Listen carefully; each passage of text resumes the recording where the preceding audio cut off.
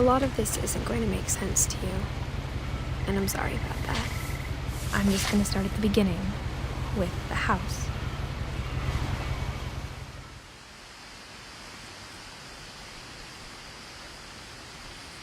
Someone had put up a chain-link fence, but it looked like I wasn't the first person to hop it.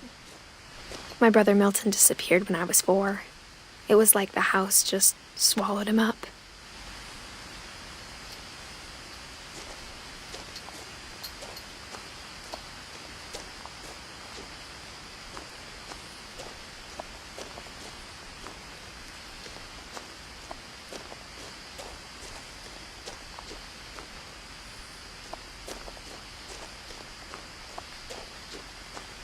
I lived here until I was 11, but I wasn't allowed inside half the rooms.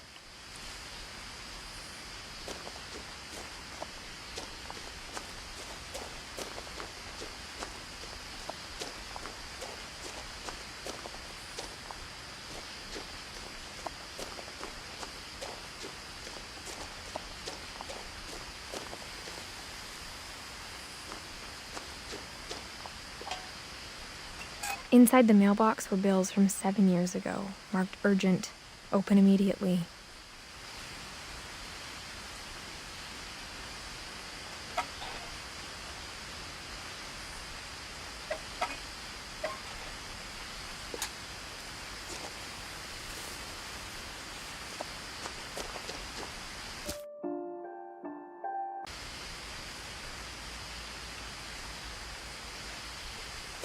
I hadn't been back since my brother Lewis's funeral.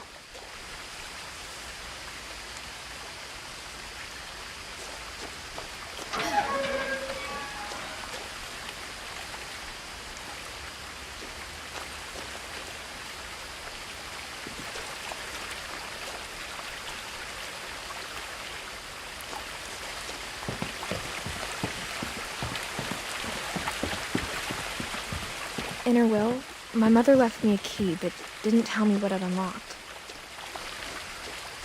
Maybe she thought I'd know, or she thought that the mystery would be enough to bring me back.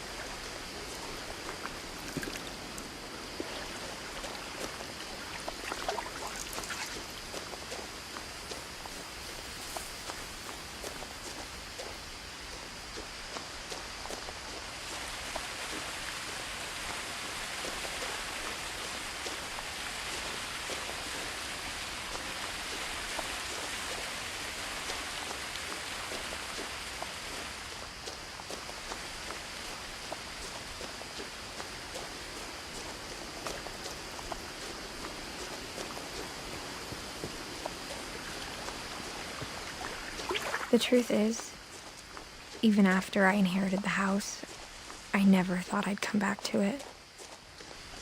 But now I had questions about my family that only the house knew the answers to.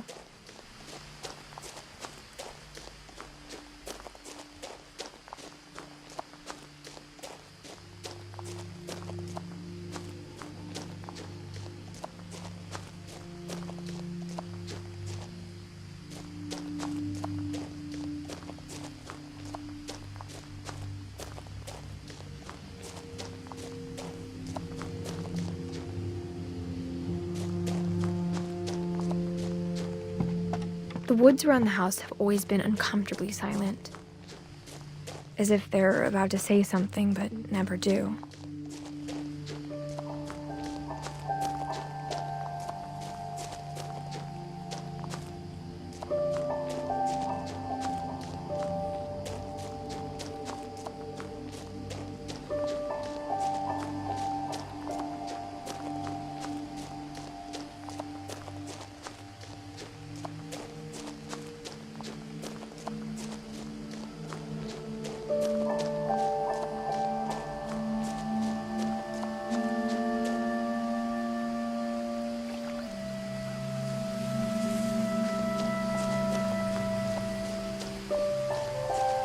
The house was exactly like I remembered it, the way I'd been dreaming about it.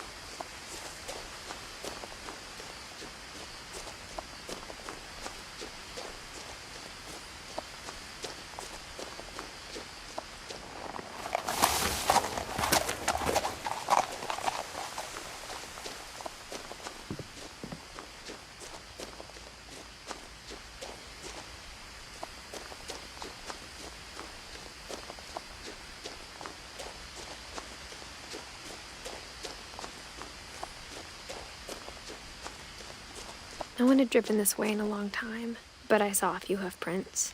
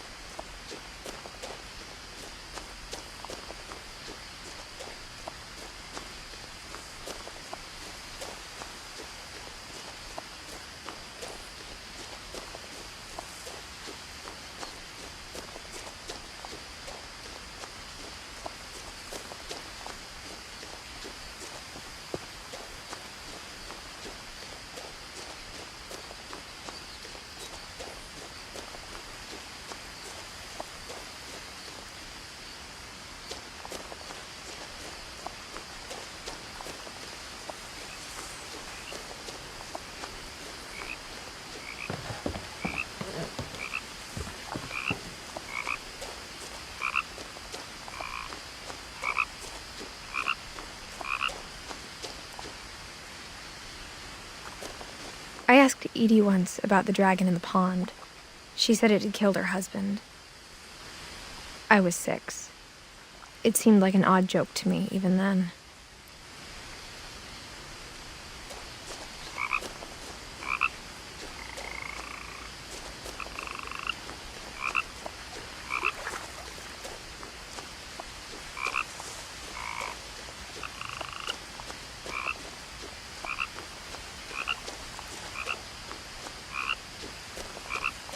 As a child, the house made me uncomfortable in a way I couldn't put into words.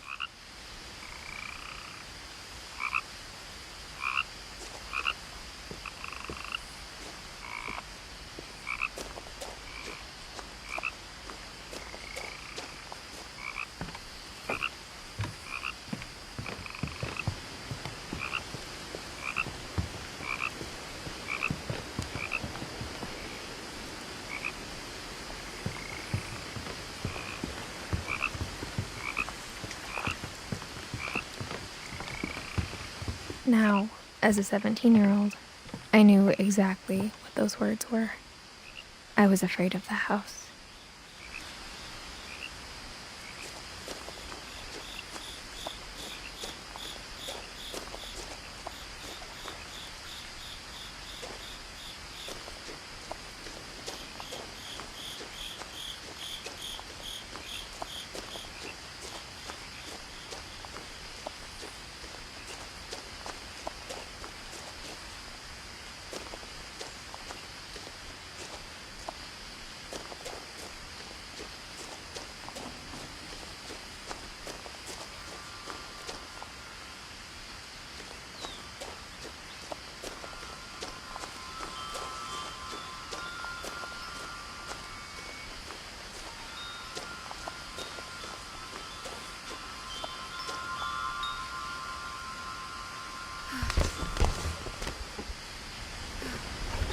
Crawling through the doggy door used to be a lot easier when I was 11.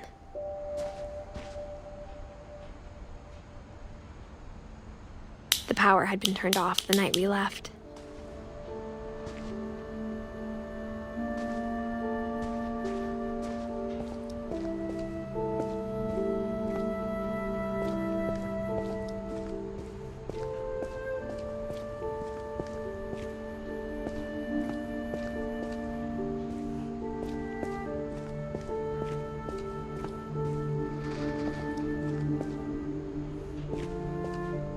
For the first time in years,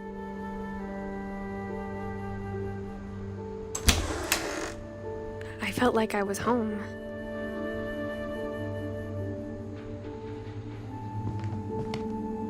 But instead of a family, there were just memories of one.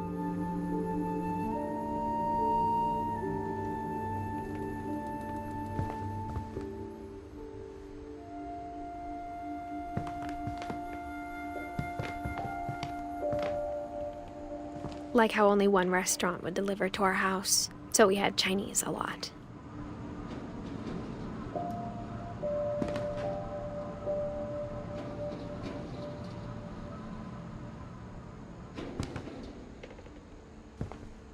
Or how after Louis started working at the cannery, we all got sick of eating salmon. Except our cat, Molly.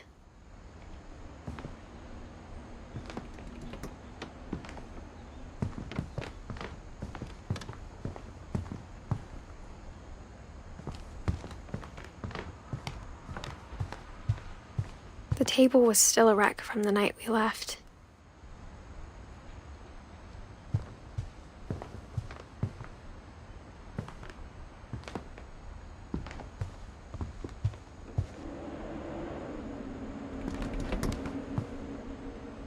My mom It was like the a one. bomb had gone off, killing everyone but sparing the furniture.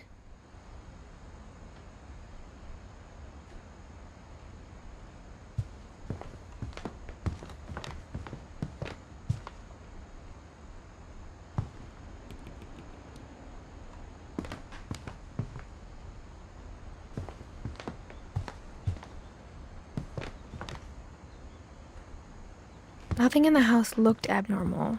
There was just too much of it, like a smile with too many teeth.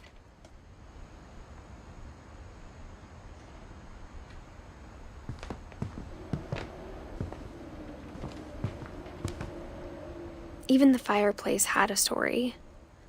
Edie told me the bricks came from the original house, after it sank.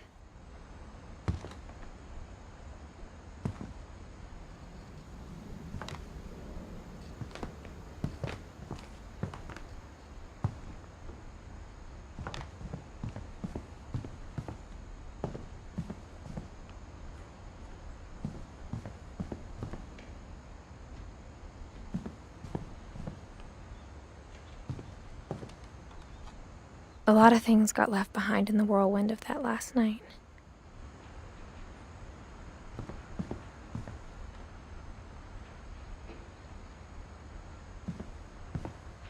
My mom wasn't much of an optimist, but she never stopped believing that my brother Milton was alive.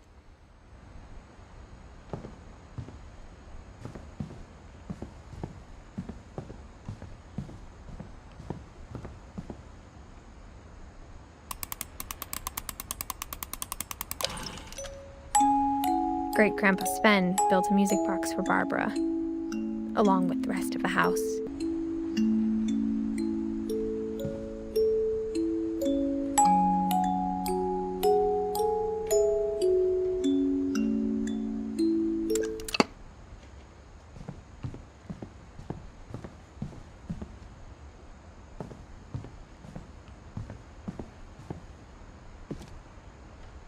After Milton disappeared, Mom sealed up all the bedrooms.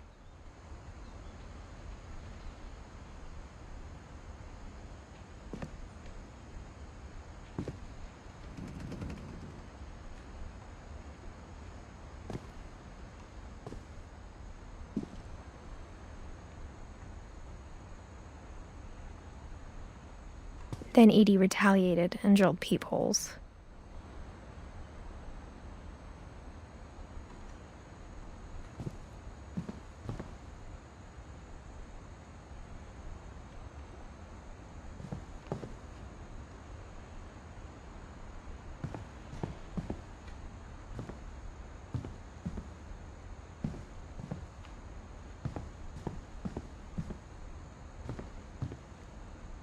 Whenever people ask me about my family, the first thing they always want to know about is Barbara.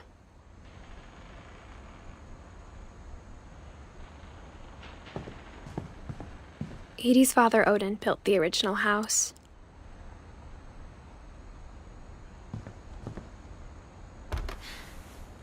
Barbara was a child star for 2 years, until America grew out of it.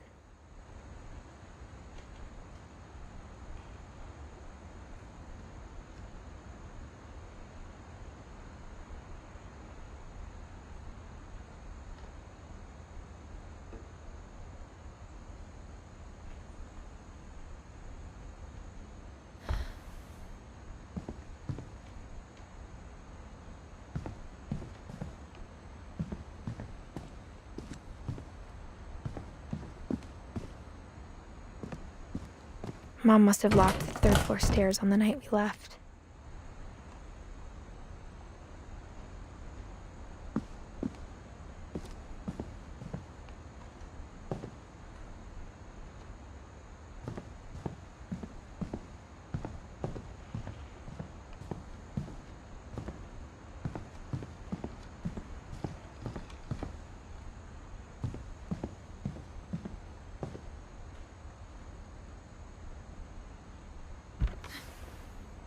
Molly always seemed like a girl I could imagine being friends with, if she hadn't died in 1947.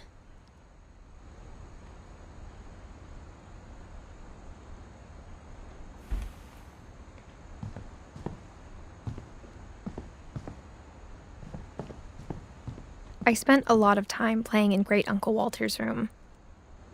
I think my mom sometimes regretted not sealing it up.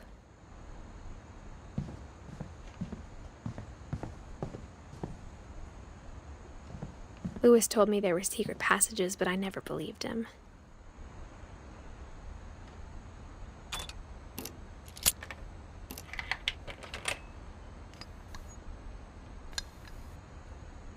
Turns out, my mom was really good at keeping secrets. Now it was time to find out what my mom had been afraid of.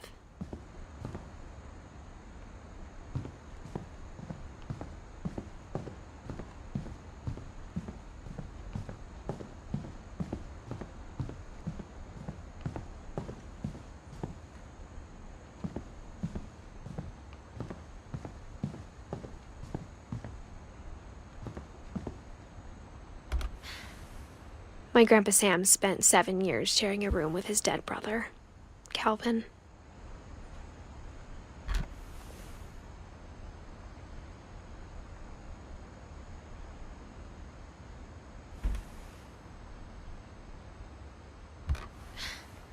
As a kid, I just assumed every house had peepholes and sealed rooms you weren't allowed inside of.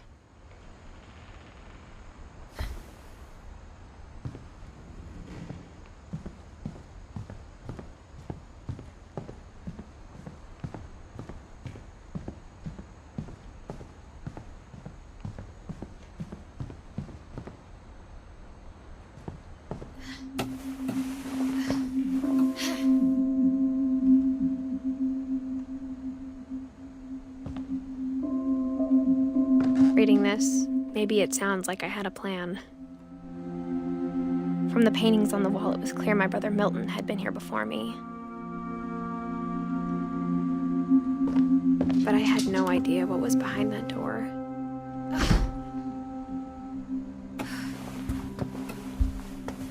Just like I had no idea where all this was gonna lead.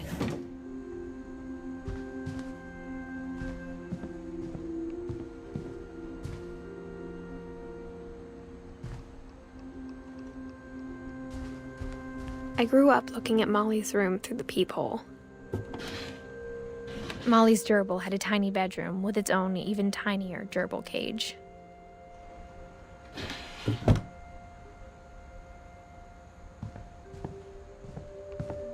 Being inside for the first time, I felt like I'd stepped behind a painting.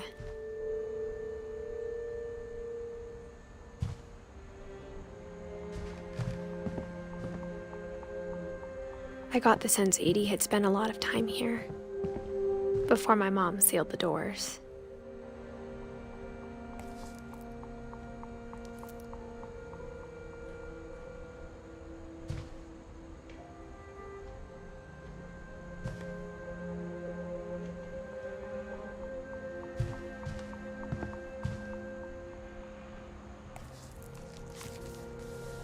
December 13th, 1947.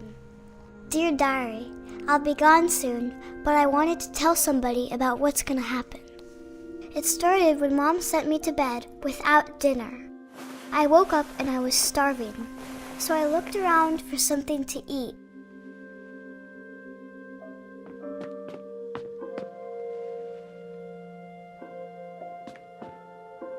My Halloween candy was all gone.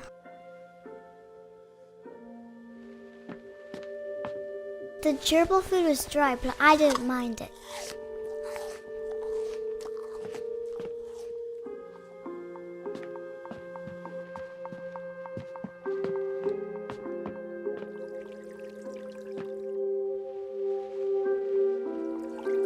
I thought about eating Christopher, but I held back.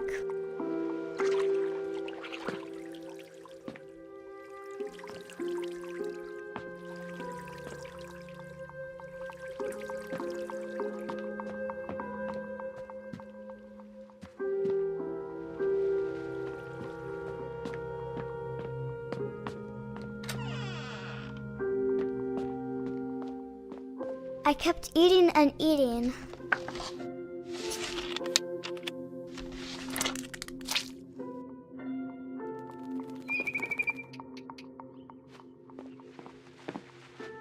I ate a lot of things that night.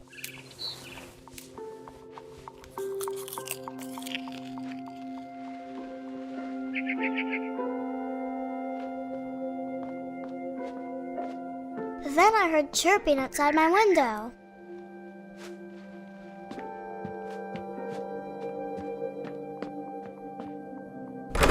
Mom, can I come out now? Sweetheart, it's late. Go to sleep.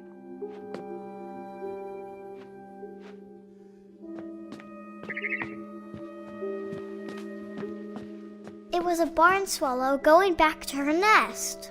I reached out for her.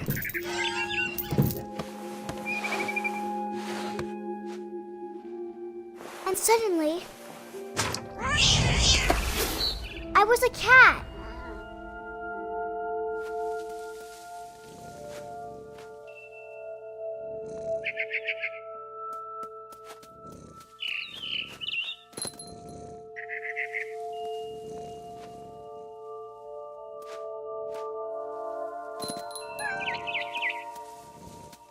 I tried to be quiet, but the bird was really scared.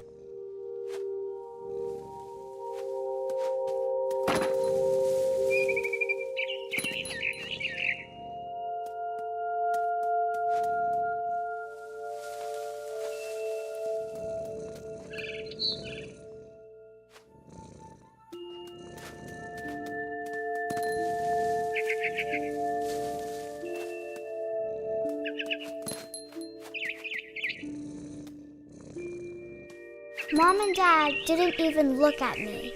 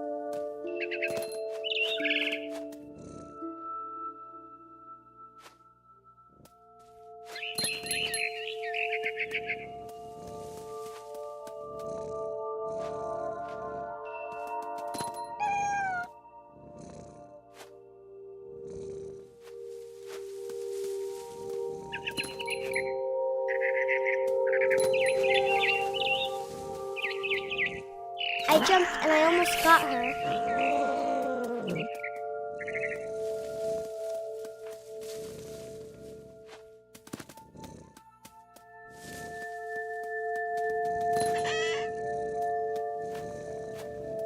I could tell she was getting really tired.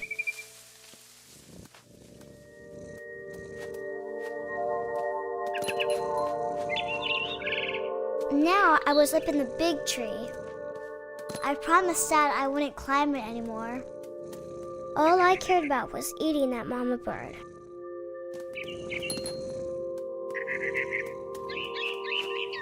I gobbled her up. And suddenly, I was an owl. First, all I heard was the wind. Then I heard little teeth nibbling in the grass.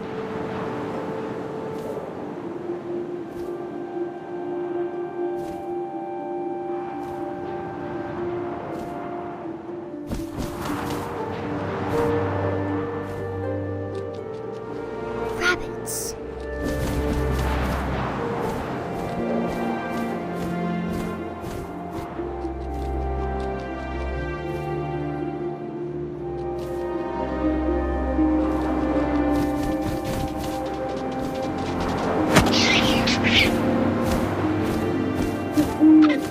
I imagined his face looking up and seeing mine through my talons. I swallowed him up, and I didn't chew one bit. Then I flew off to find something bigger.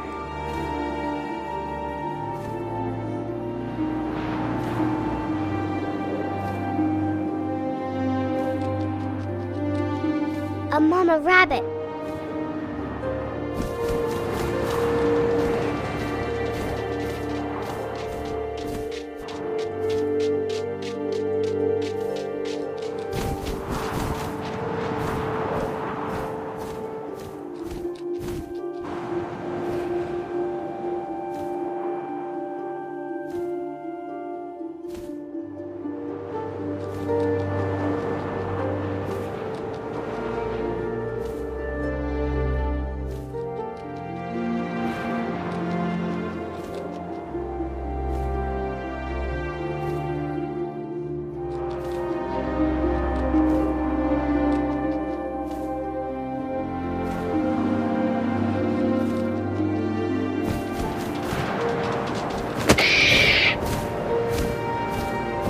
She was almost too big to carry.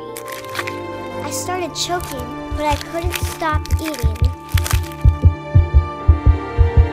And suddenly, I was a shark.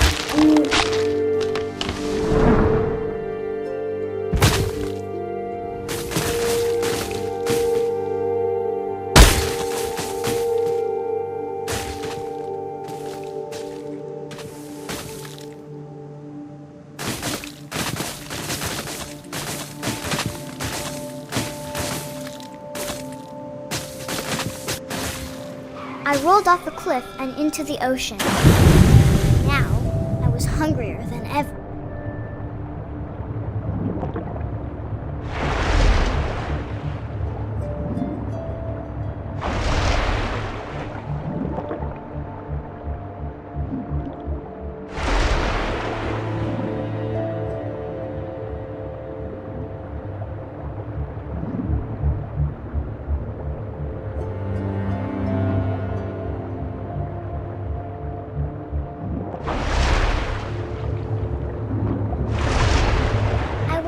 Fat, juicy seals.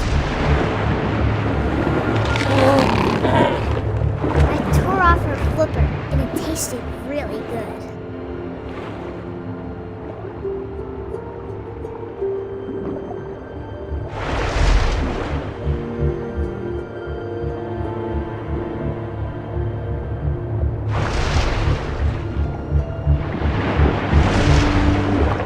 I grabbed on tight. But I was so hungry, I jumped out of the water. When I opened my eyes, everything had changed.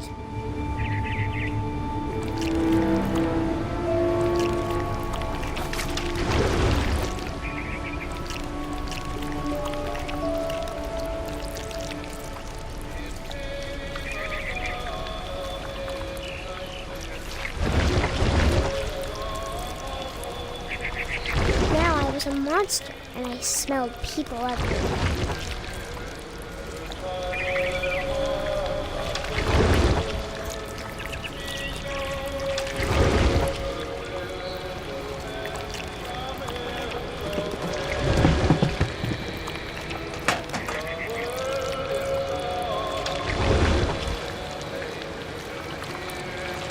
I was big, but I moved real quiet. I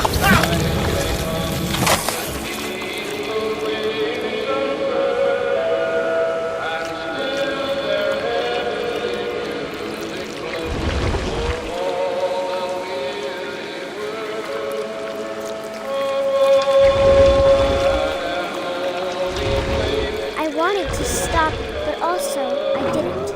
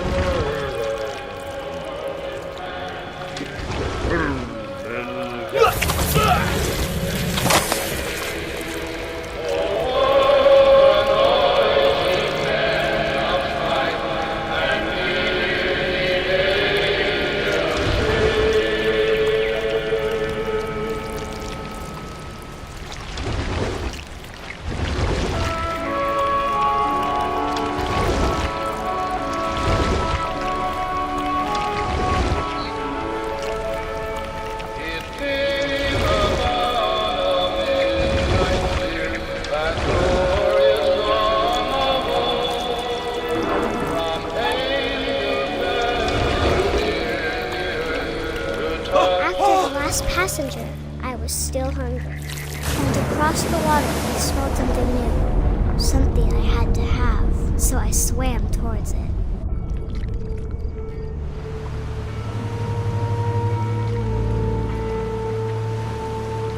I slithered onto the sand, and the good smell went into an old pipe.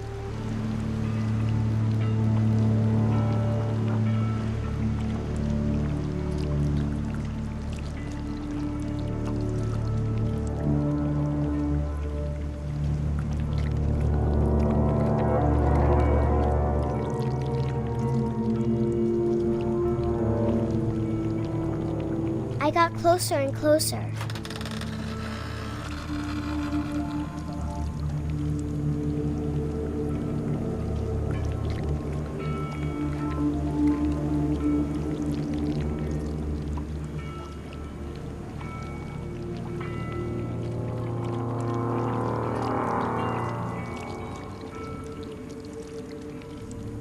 All my stomach started growling.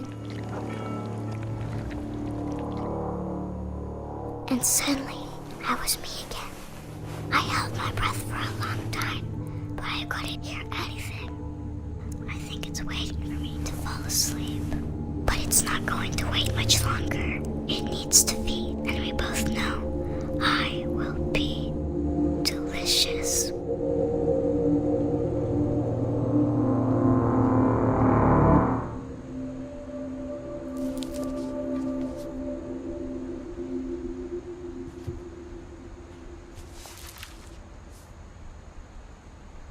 I'm not sure if I believed all of that, but I'm sure Edie would have.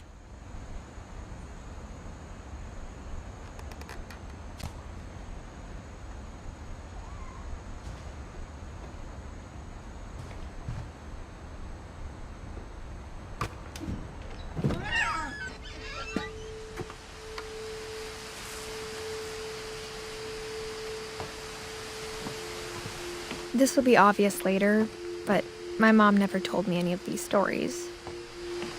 Edie would have, but Mom didn't like bringing up the past. Though, when we adopted a stray kitten, she was the one who named it Molly.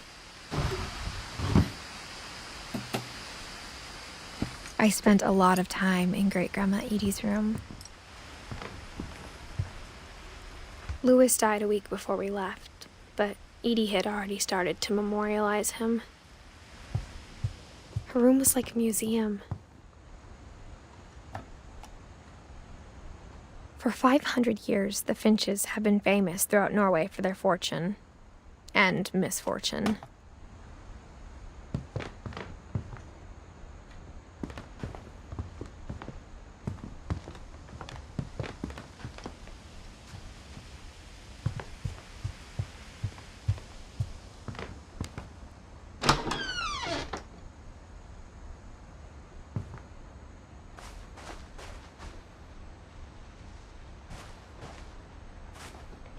The only trace Grandpa Sam's first wife, Kay, left on the house was the pink bathroom. It was a pretty big trace.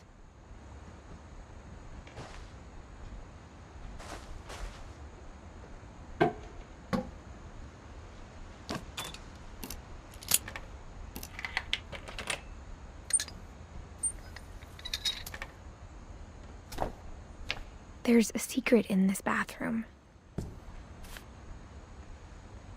It's in the last place you would look. It isn't in the cupboard. It's hidden in this book.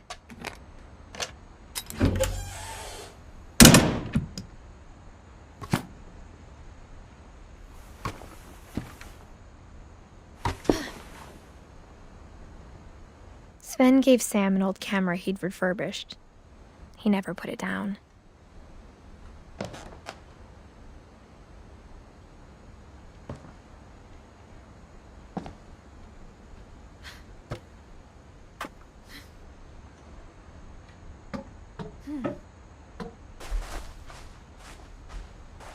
Even in her 90s, sometimes Edie seemed a lot younger than my mother. When Edie told people Sven was killed by a dragon, she could also have said he was building a dragon-shaped slide that collapsed.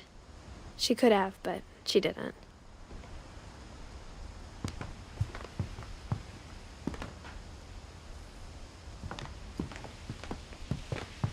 One summer, they evacuated the island, but Edie refused to go. For a few weeks, she was a celebrity.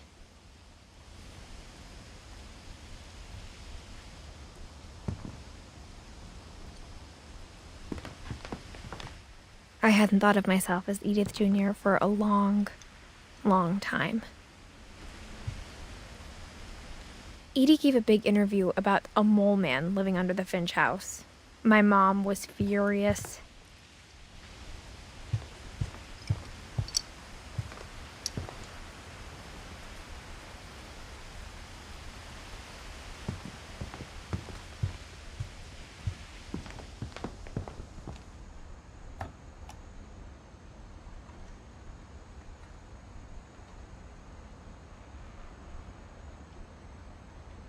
Odin Finch buries the latest victims of the family curse, his wife Ingeborg and their newborn son, Johann. On January 7th, 1937, he set sail with his family and his house, hoping to leave the curse behind. But 40-foot waves off the coast of Washington send the house and Odin to the bottom of the sea. Odin's daughter Edie, with husband Sven and baby Molly, step ashore on their new home, Orcas Island. Odin Finch is the first to be buried in the new family cemetery. His daughter Edie is already dreaming of a new Finch house.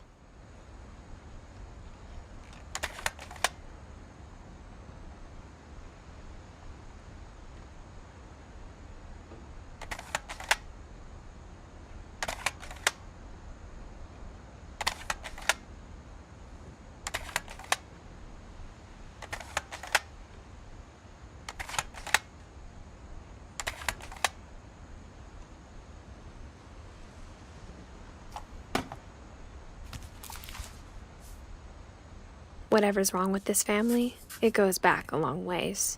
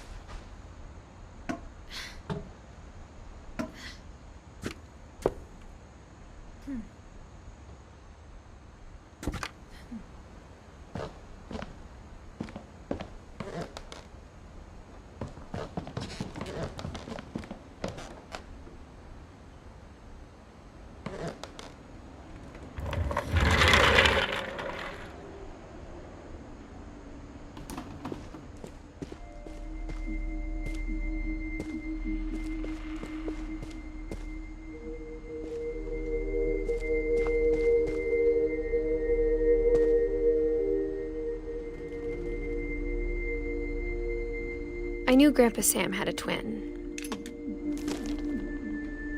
and that he never talked about him.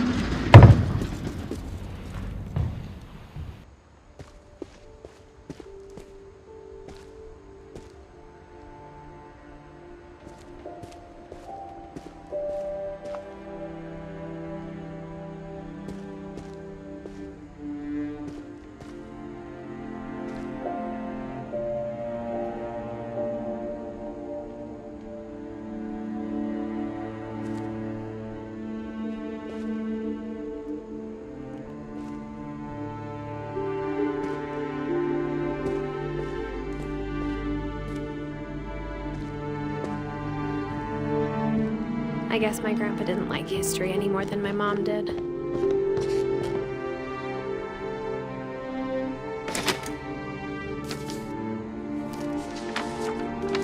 How I Want to Remember My Brother by Sam Finch. The thing I remember is that when he made up his mind, that was it.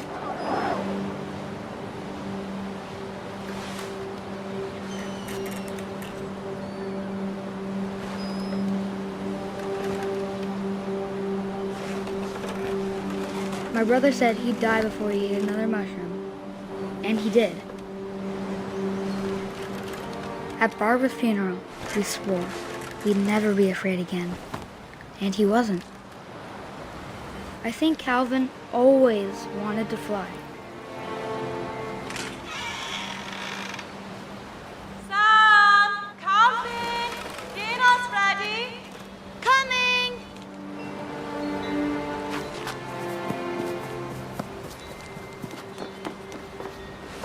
But that day, he finally made up his mind to do it.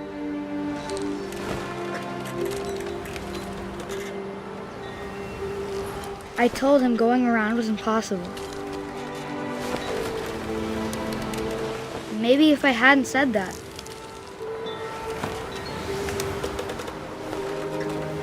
Calvin, I'm not gonna tell you again.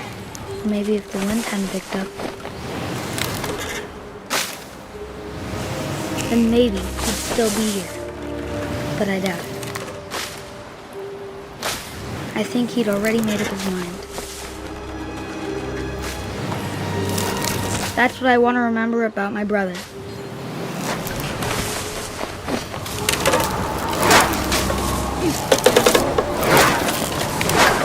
The day he made up his mind to fly. And he did.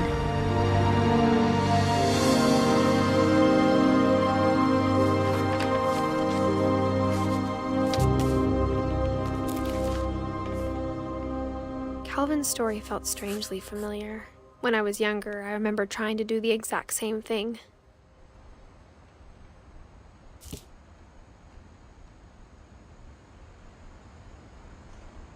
After the funeral, Edie roped off Calvin.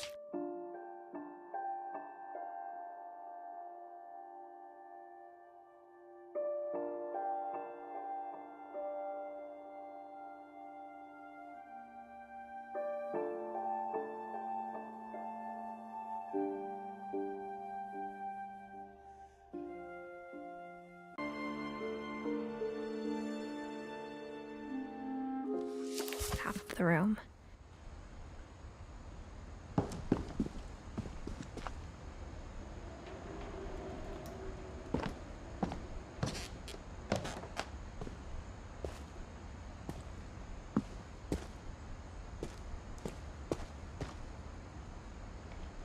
Mom said Grandpa Sam enlisted at 18 and never set foot in the room again.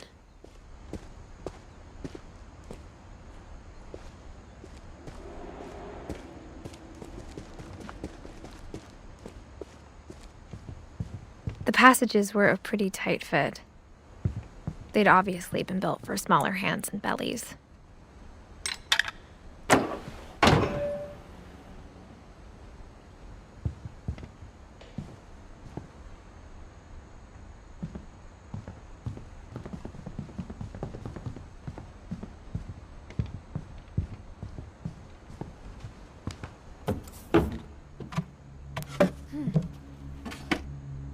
Growing up, I always thought of Barbara as a child star.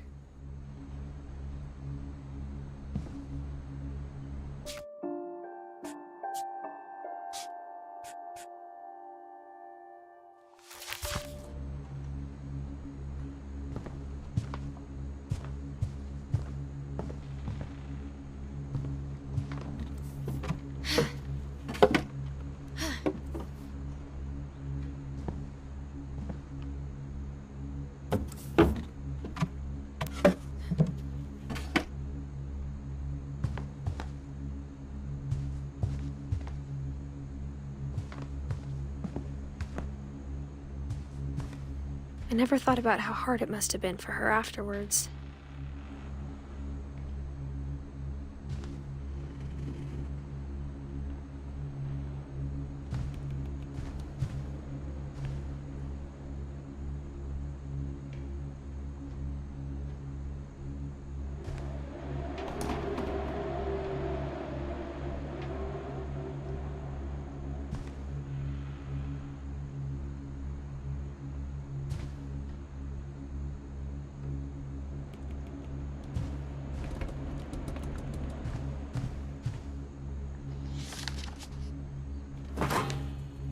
Of all the stories people wrote about Barbara's death, I'm surprised Edie saved this one.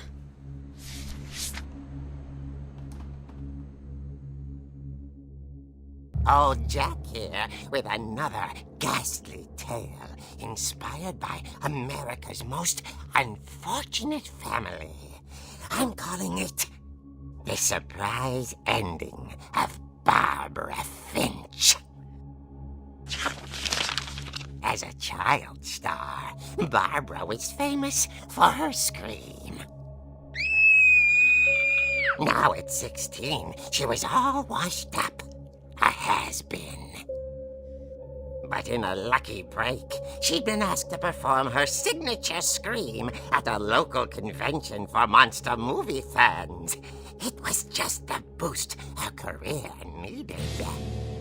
Unfortunately, her scream hadn't aged well. Getting better. I think you just need the right motivation. Her biggest fan and current boyfriend, Rick, was about to demonstrate when... Now that was a great scream. It was Barbara's father, Sven. He'd slipped into a table saw and had to be rushed to the emergency room. So Barbara got stuck babysitting her youngest brother, Walter. Her convention comeback was cancelled. Okay, I'm hearing frustration, but I'm not hearing terror. What if I tried... A gang of hoodlums in Halloween masks have been terrorizing Orcas Island tonight. Police are urging residents to... That came from the basement. You're right! Also, I loved your delivery on that. Why is your basement door locked? Because my dad likes making puzzles and secret passages. There's a key hidden in the music box. The secret is to keep winding and winding until finally the key pops out. Thanks, babe. I'll be back in a sec. 20 minutes later, Rick hadn't returned. So Barbara went to look for him, right on cue. She reached for the music box.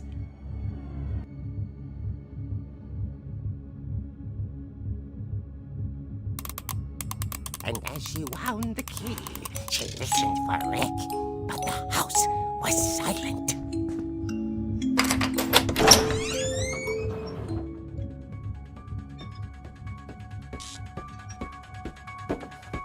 Rick?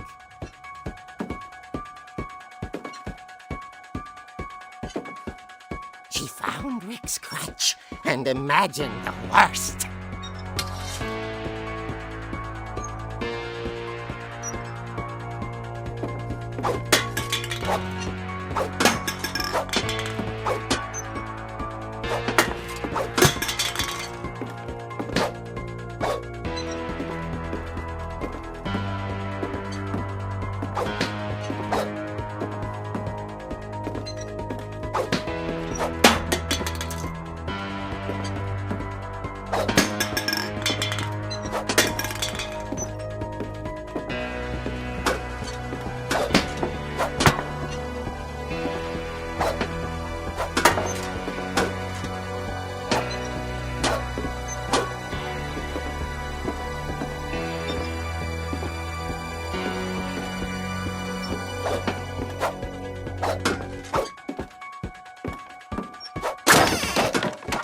gang's leader is the infamous Hookman killer, Dr. Carl Hamill, who impaled and then ate his family 10 years ago tonight.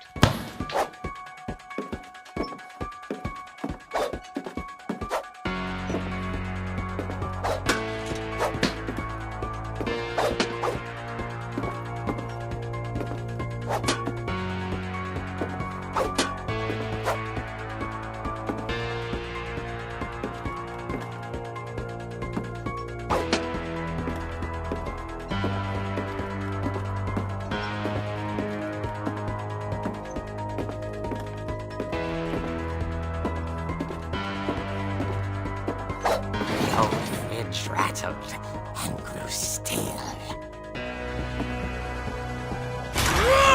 Oh dear!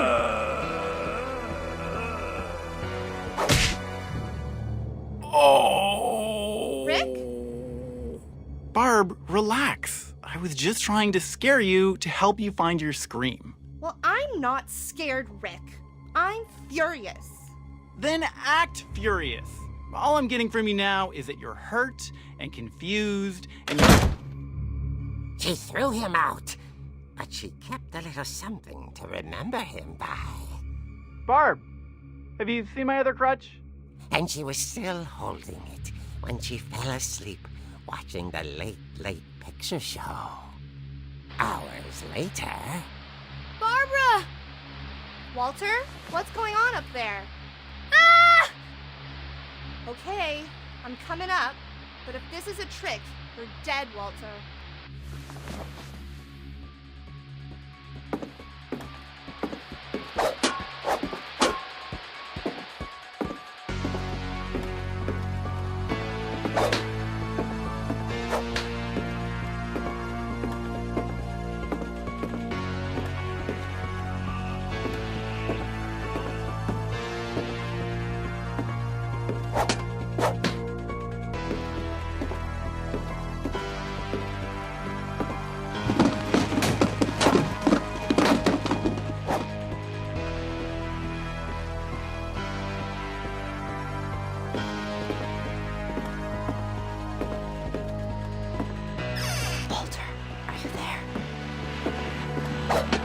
Walter had vanished, but his bedside radio was still on. Orcas Island police describe the man as 6 feet tall, with a steel hook for a hand. Residents are urged to lock all doors and windows and notify the police of any suspicious activity.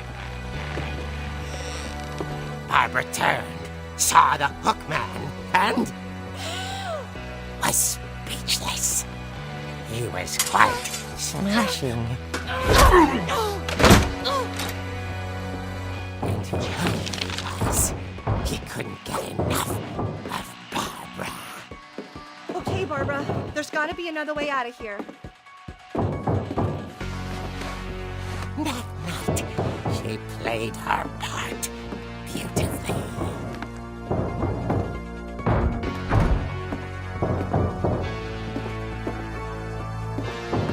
Molly's door hadn't been opened in years. The hinges groaned.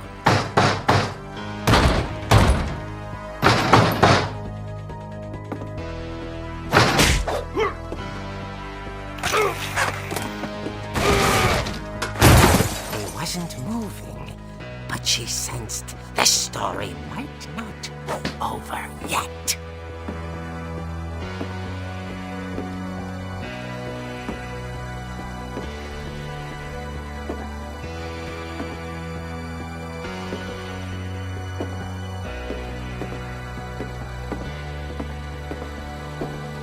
The hookman had vanished. She listened for his breathing, but all she heard was...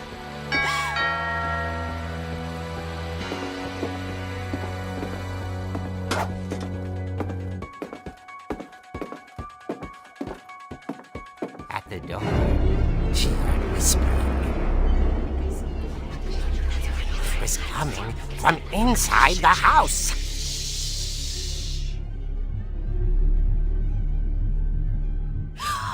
Oh dear. The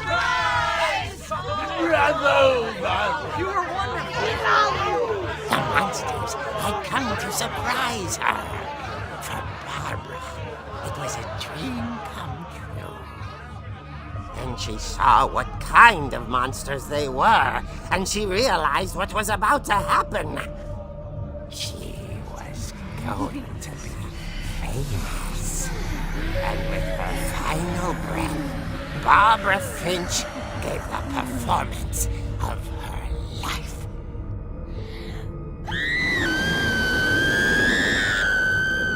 I wasn't there myself, but I hear Barbara was magnificent. Poor girl. She had a taste for stardom. But unfortunately, so did her fans. Of course, the police blamed it all on poor Rick, who disappeared the same night.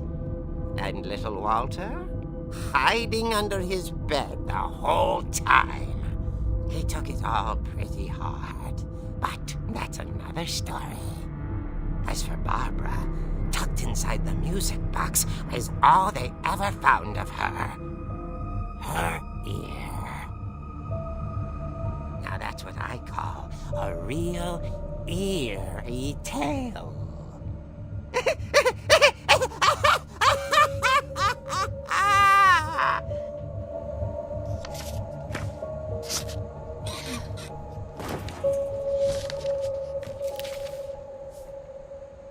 Edie told me all Barbara wanted was to be remembered, as absurd as that comic was.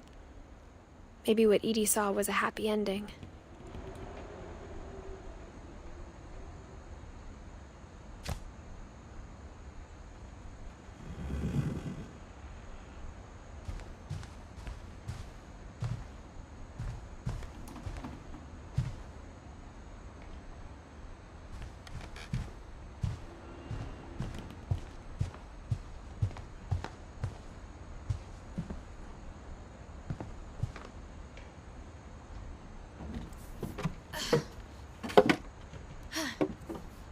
I guess now I know why Mom didn't like me playing with the music box.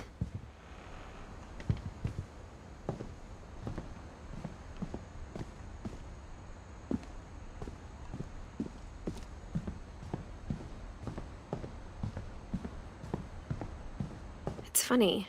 All those times I played with the music box and never found the basement key.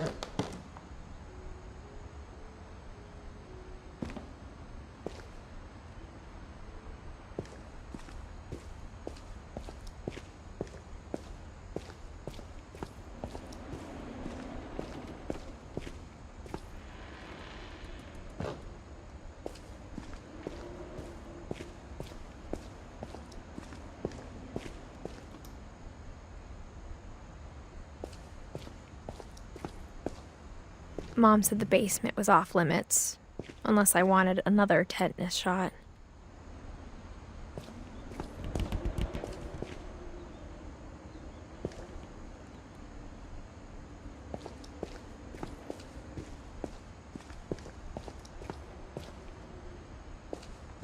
I saw Edie sneak down to the basement once, carrying packages.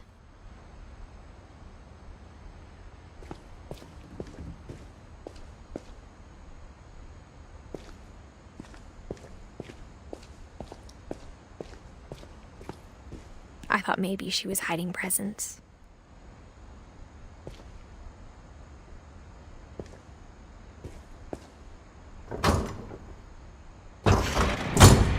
It turned out she was hiding a lot more than that.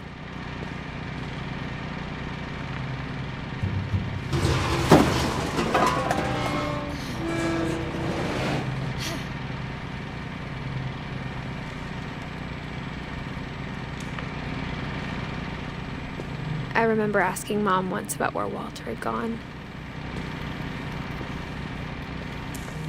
She said after Barbara died, he got as far away as he could.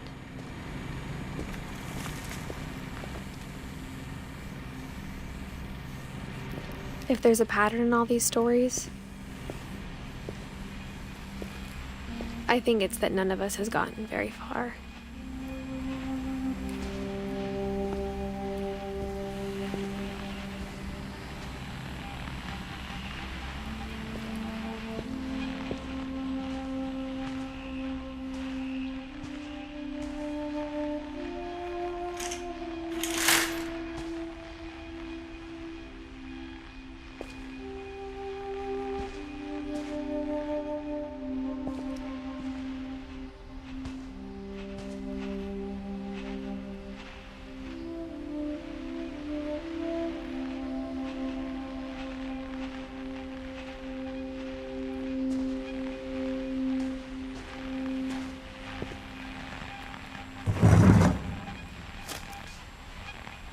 Goodbye, everyone. I can't believe I've been down here for 30 years. On that first day, after the shaking started, I didn't think I'd survive a week.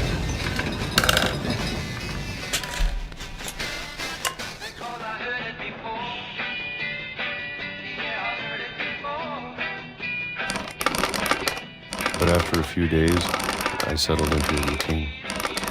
That's what kept me sane.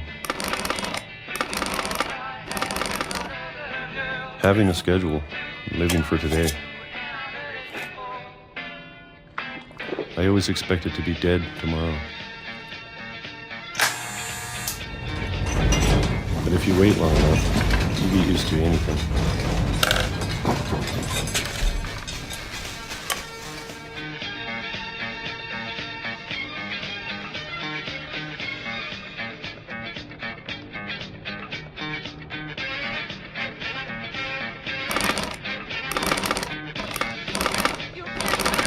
Even a monster on the other side of the door starts to feel normal.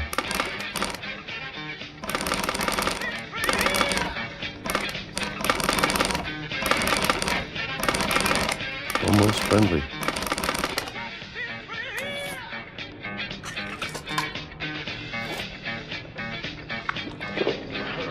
And then one day, everything just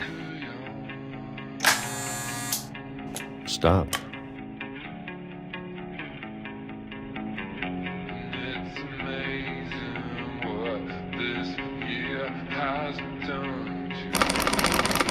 Whatever that thing was, it was gone. Maybe it got tired of waiting. Or maybe I just got tired of being afraid.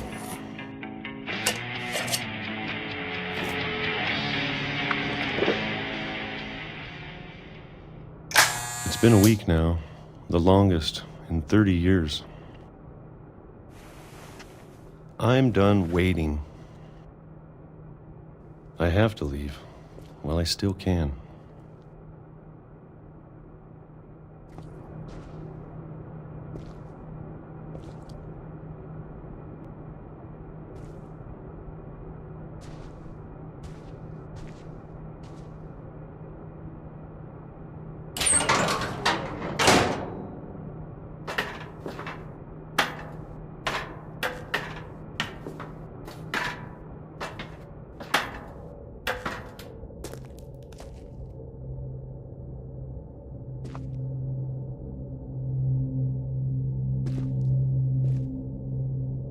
I know it's out there, somewhere.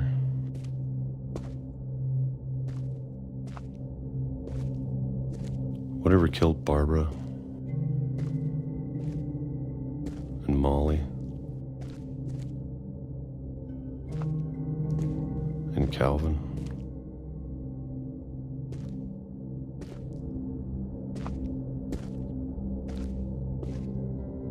Maybe this is all a mistake.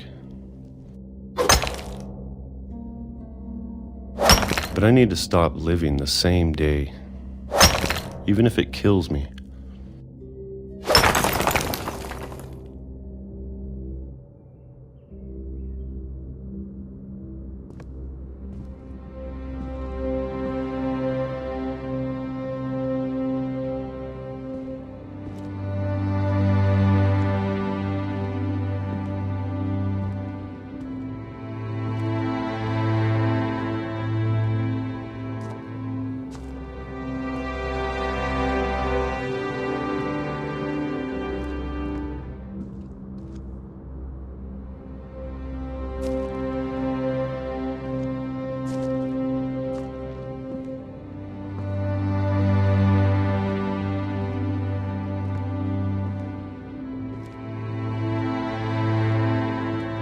Whatever's out there, I want you to know I'm ready for it. I'm going to appreciate all of it, especially the food. I don't mind if I only have a year left, or a month, or a single week. I'd be happy with one new day. I can already imagine the sun on my face.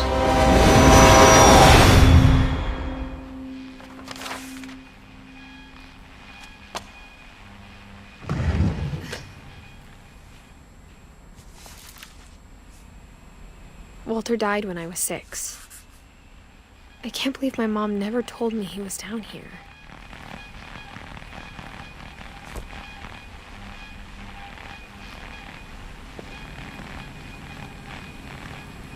I'm sure my mom was trying to protect me.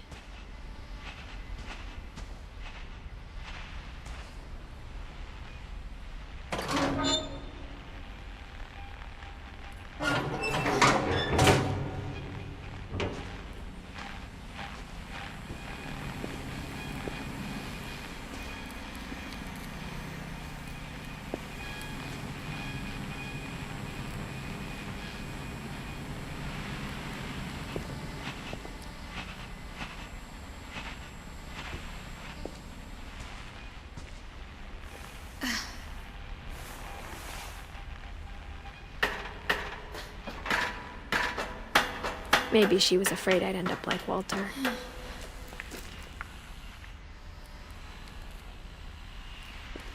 But if she never told me about an uncle under the house, I can only imagine what else she was hiding.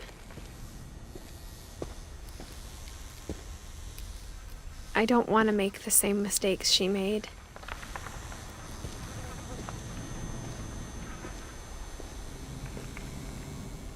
Trying to bury something that's still alive. Now that there's only one of us left, or maybe 2.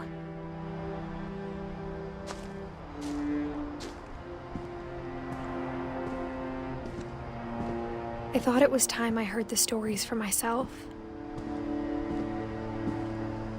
and found out what happened to everyone else. But now I'm worried the stories themselves might be the problem. Maybe we believed so much in a family curse, we made it real.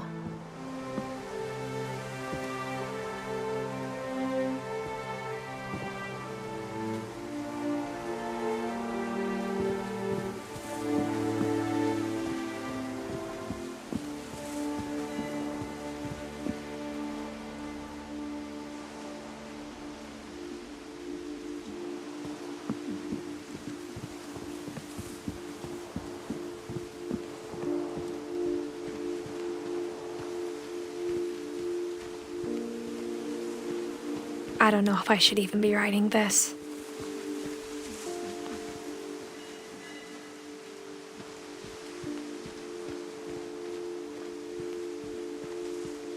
Maybe it'd be better if all this just died with me.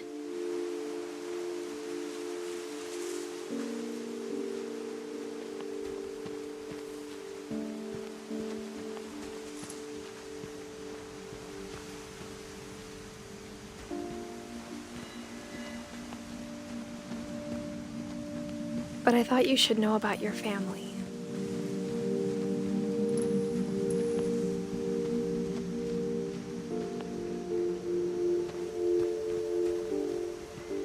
And the history you're a part of.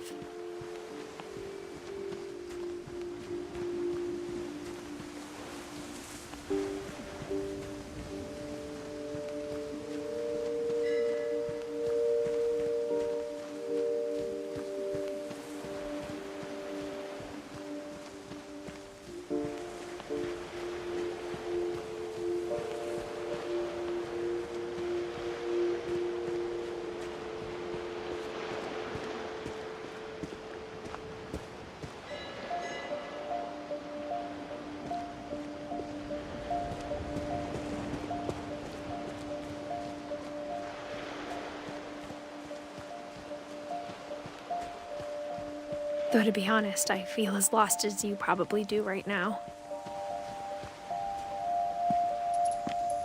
I think the people in these stories believed them, for what that's worth.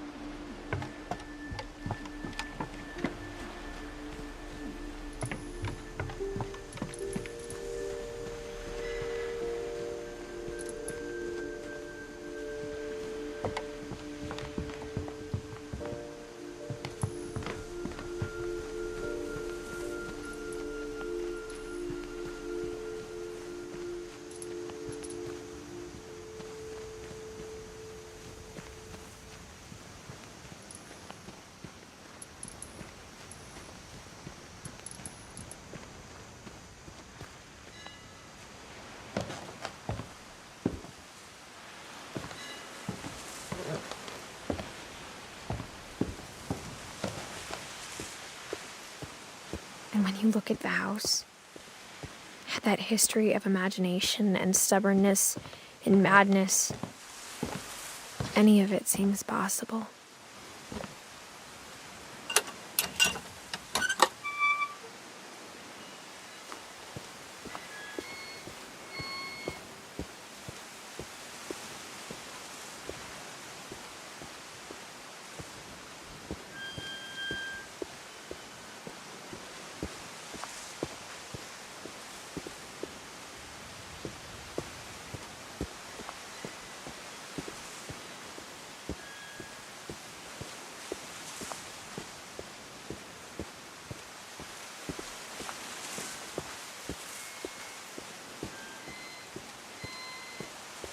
I think we've been surrounded by death for so long, we've just gotten used to it. What kind of family finishes building a cemetery before starting the house?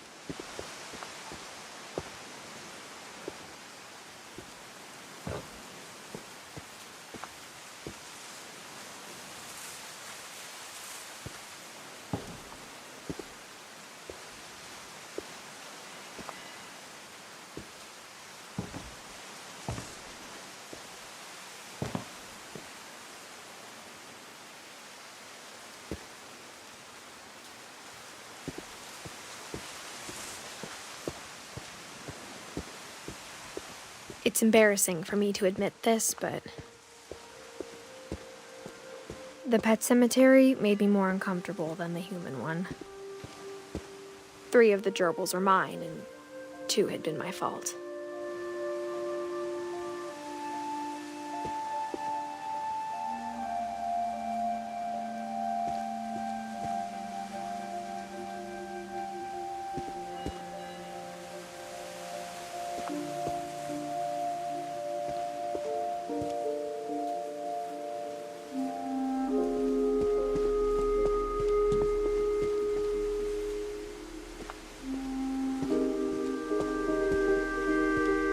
Sven built the house, but it was Edith who designed the cemetery.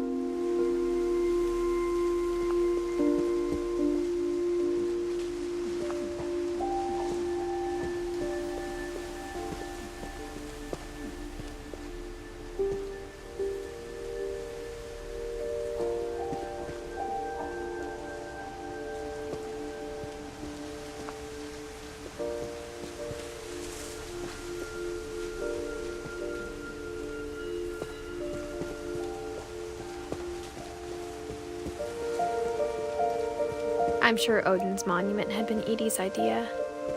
My mom was always trying to move on, but for Edie, the past never went away.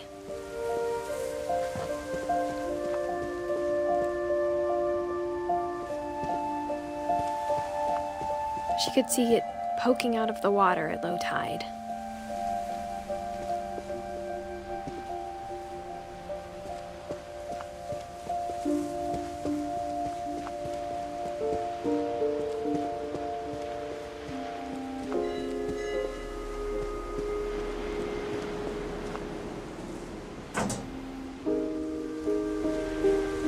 Edie said she dreamed about the old house every night.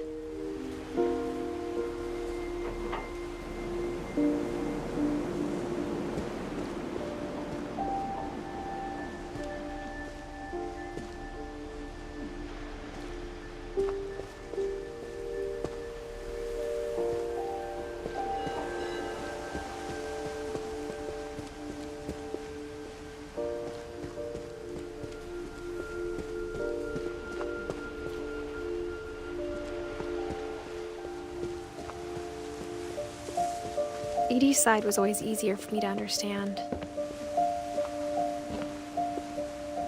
But the older I get, the more I can see where my mom was coming from. Her dad had been pretty strict, but it wasn't enough to save her brothers. She was just trying to do better.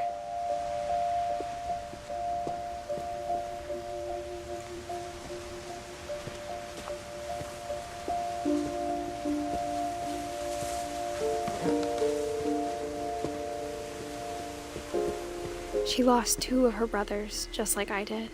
I get why she tried so hard to protect us.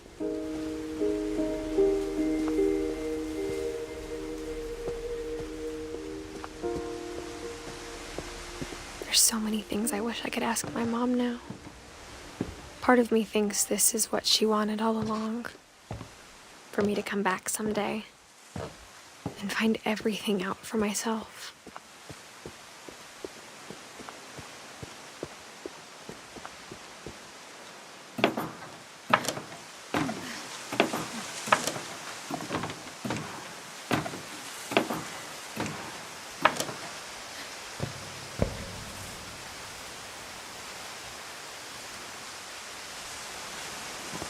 But looking back on it now,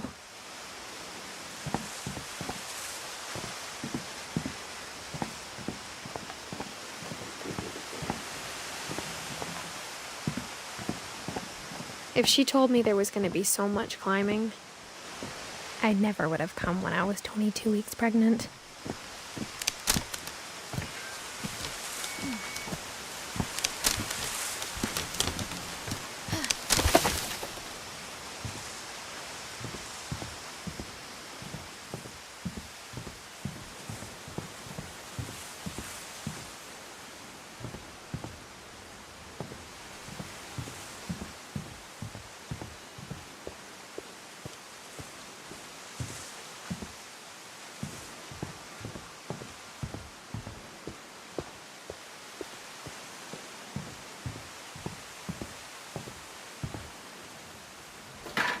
I never met Grandpa Sam, but I think he and my mom had a lot in common.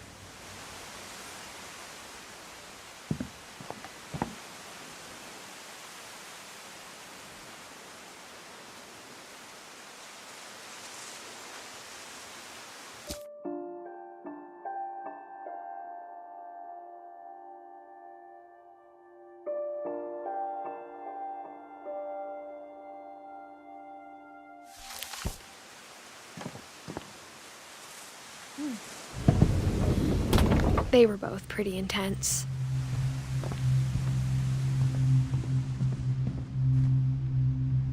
Sam spent his life shooting photos, but Mom said he got nervous being in front of the camera. I guess we're all afraid of something.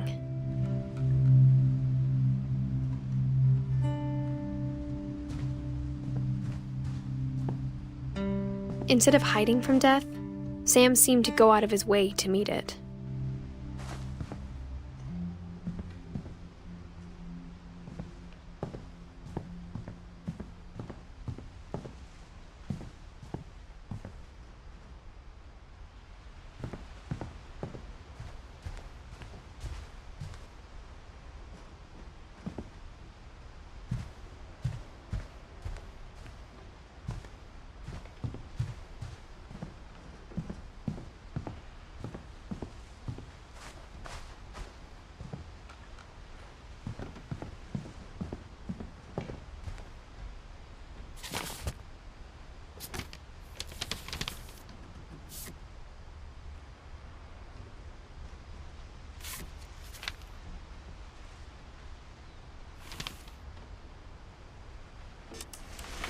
Dawn, I promise, you'll never forget this weekend. Yes, sir. These memories are gonna last a lifetime. Am I gonna have to shoot anything? It's a hunting trip, Dawn. Shooting is strongly encouraged. Shouldn't we be leaving? Just want to get a shot of you, Dawn, then we can take off. I'm over here, Dad.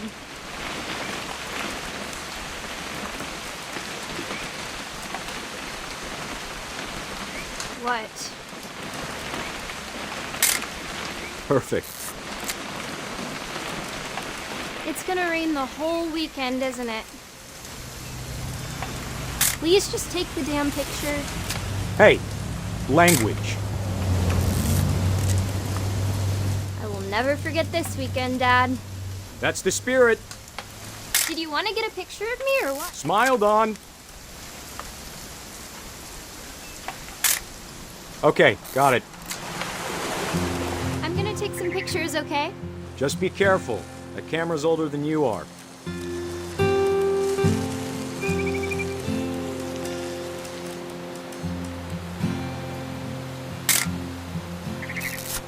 You're right, Dad. It's starting to clear up. Still freezing, though.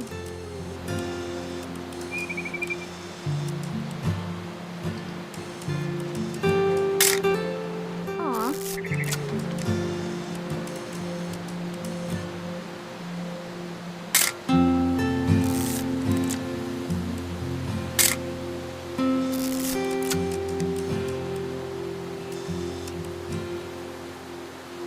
Definitely should not have drunk all that coffee. Hold still. Hey! That's a keeper. I'm just saying, I'm not always gonna be here, Dawn. You'll need to remember this stuff, if you want to survive. I'll be fine, Dad. You know who else thought he was gonna be fine? Some guy who died. Dawn, I'm being serious. I know, Dad. You're always serious. Doesn't being out here make you want to chill out? Well, to tell you the truth, I haven't been out here in 20 years.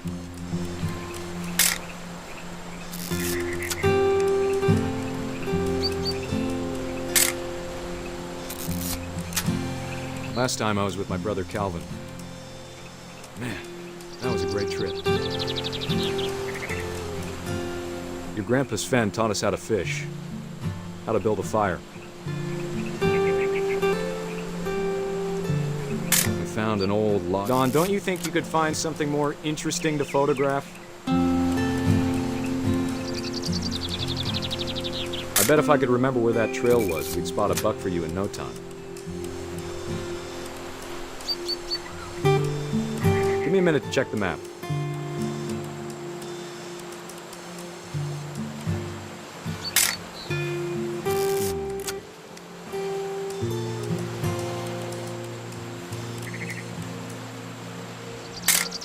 Let's see.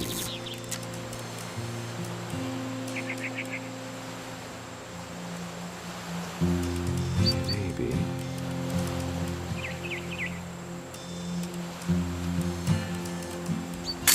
Dad! Good eyes, Dawn.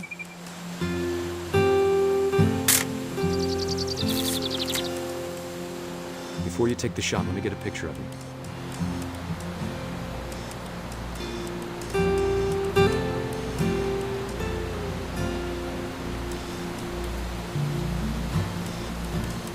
Dad, I... Just breathe. Turn off your imagination. Focus on your target.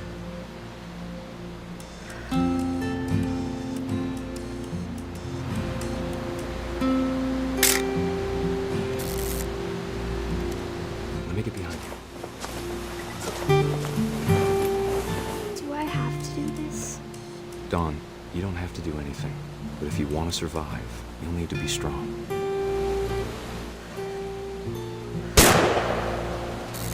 Great shot, Dawn!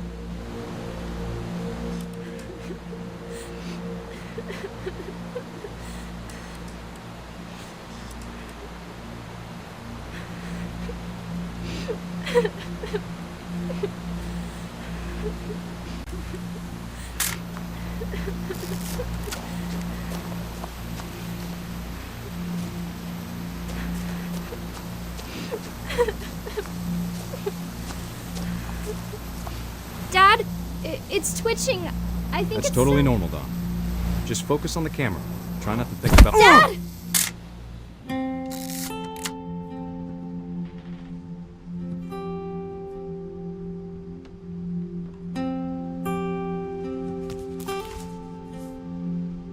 Of all these stories, that's the one I wish most that my mom had told me.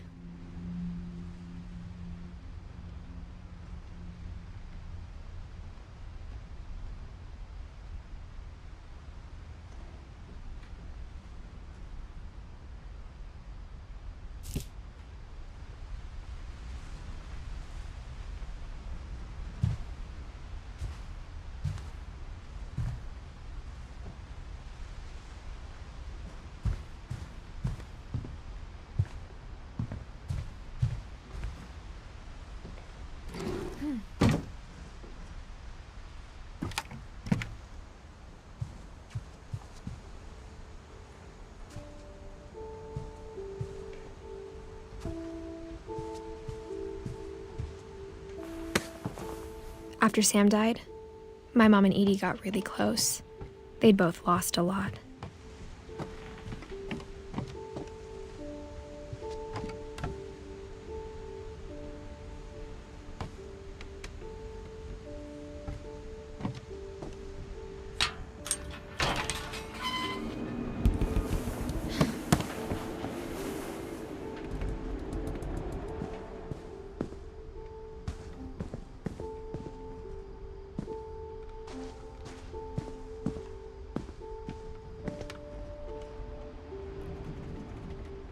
I can't imagine my mom ever writing poetry, and yet...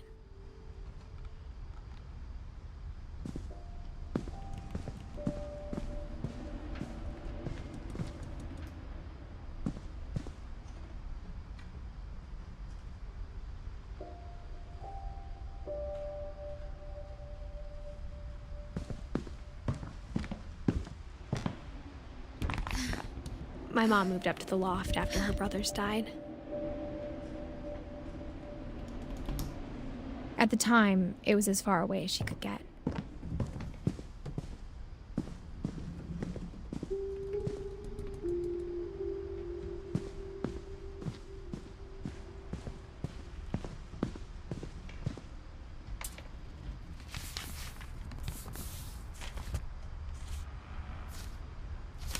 Dear Kay, do you remember the way Gregory used to laugh when he thought he was alone? Like something funny was happening, but only he could see it. I think he saw things the rest of us don't.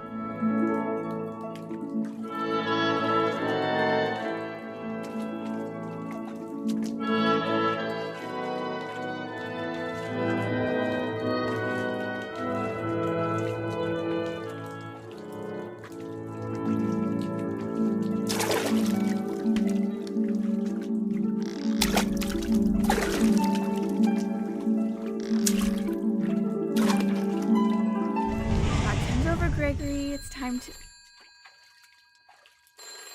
Hold on, sweetie. Hello? Sam, I told you I don't want to talk right now. I wonder what he saw. What his world was like.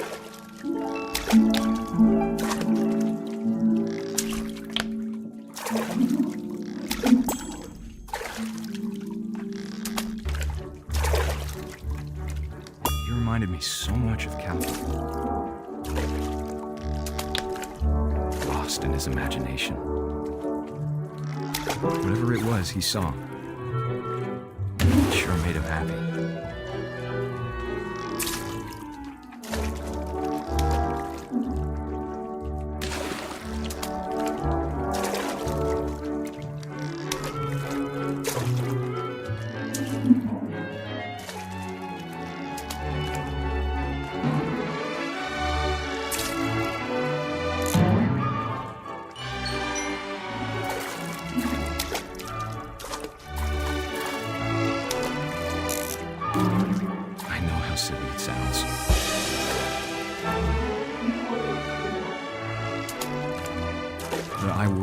baby being too happy.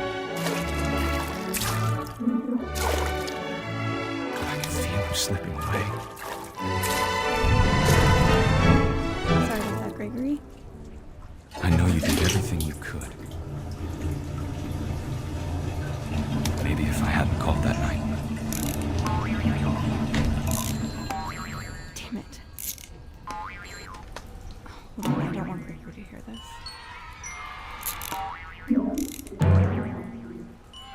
I wish he could have told us about the world he saw.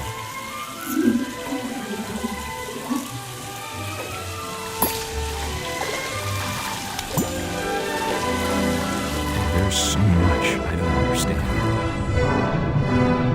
about Gregory, about everything.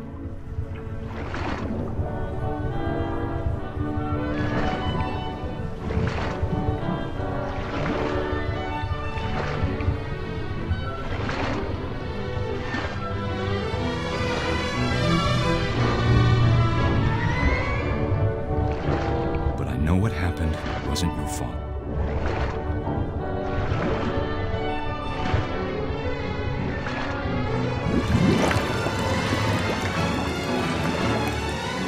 I'm sure he's happy. And he'd want you to be happy too. Good luck, Kay. Love, Sam.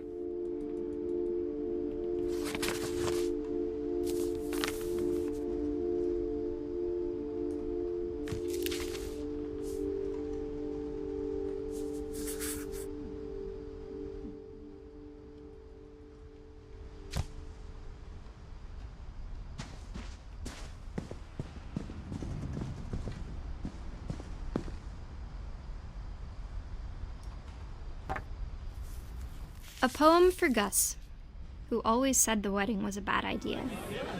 Our father never hit us kids, at least not very hard, before the day my brother said with teenage disregard that he'd be dead before he'd see a wedding in our yard.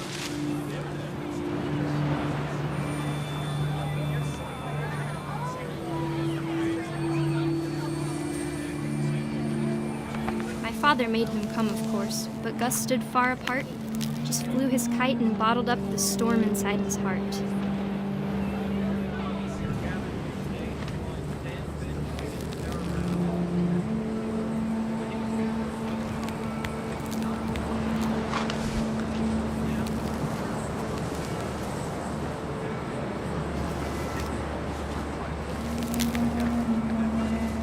I tried to talk him out of it, but though he'd never met her, "We don't need a stepmom," were the words that I now pronounce you husband and wife. You may kiss the bride.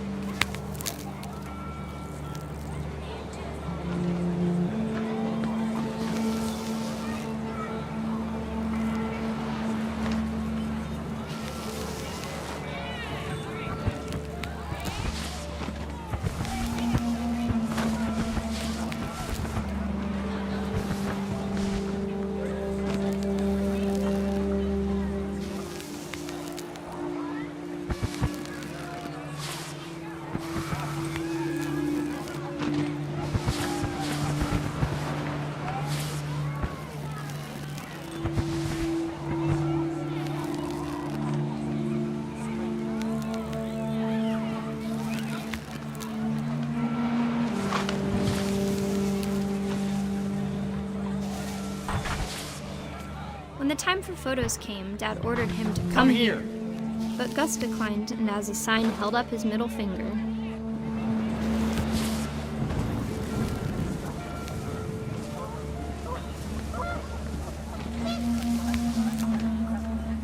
The wind picked up, and panicked geese appeared and quickly went. But all the humans did that day was go inside the tent.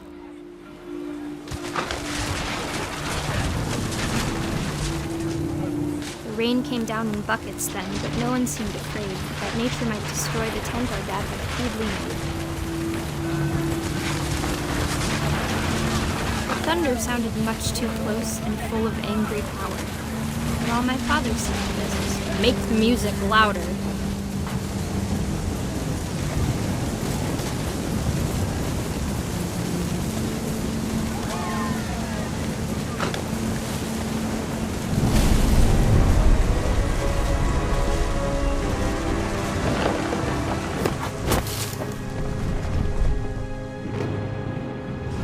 I wish that I could truly say I thought about you on that day.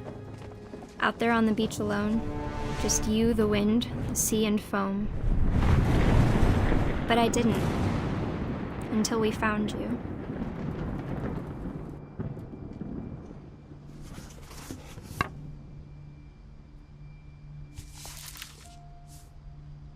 She never talked about him, but Mom told me once if I was a boy, they were going to name me Gus.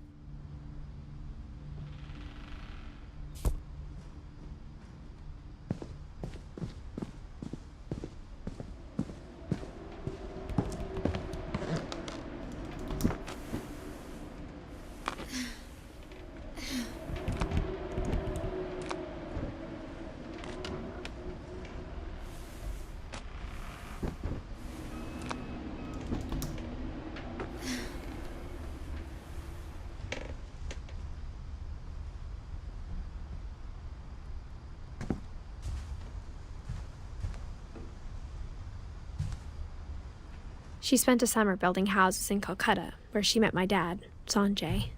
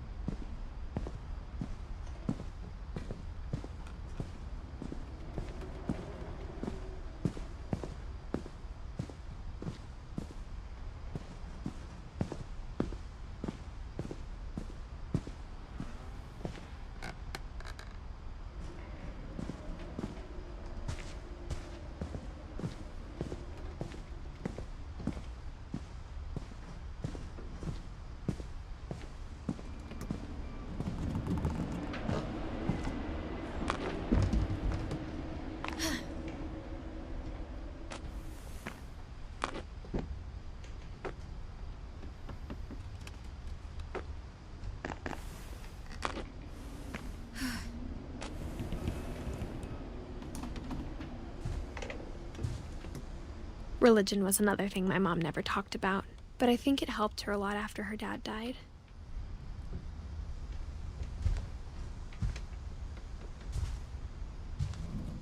My mom moved to India a week after graduation and got a job teaching English. Louis was born a year later.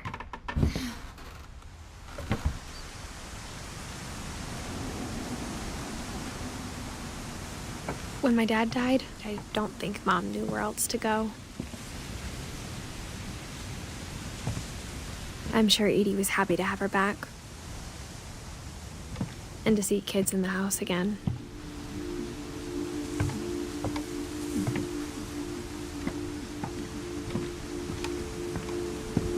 The house had to get a little bigger, but Edie was used to that.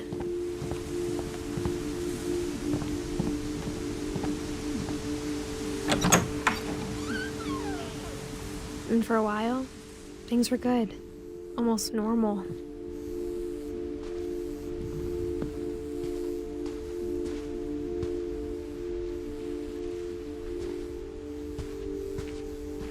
But it didn't last.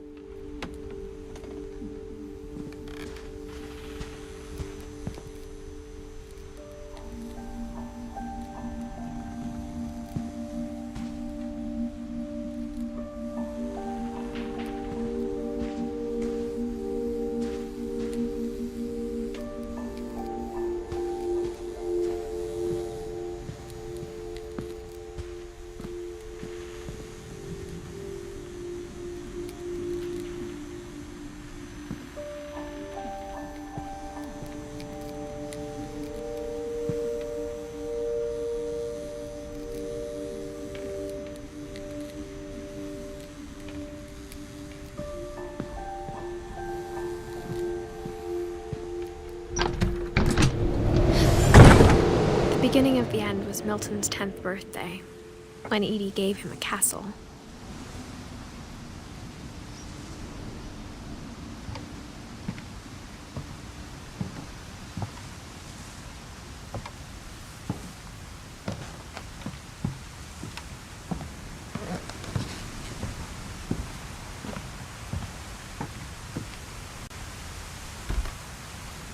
After Milton disappeared, the only thing he left behind was a room full of paintings.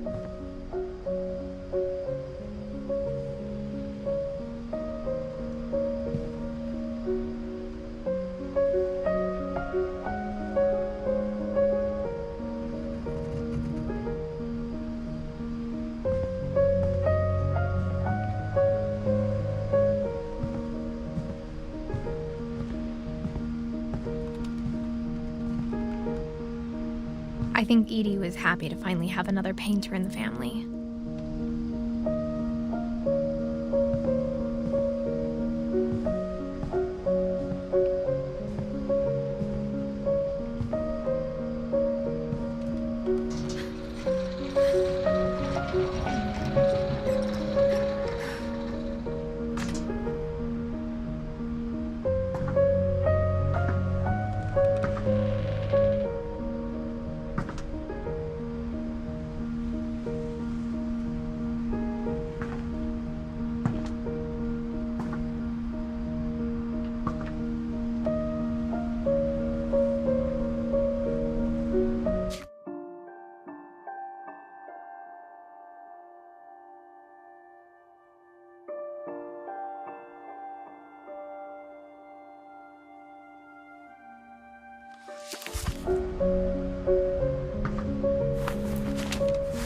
Milton Finch in The Magic Paintbrush.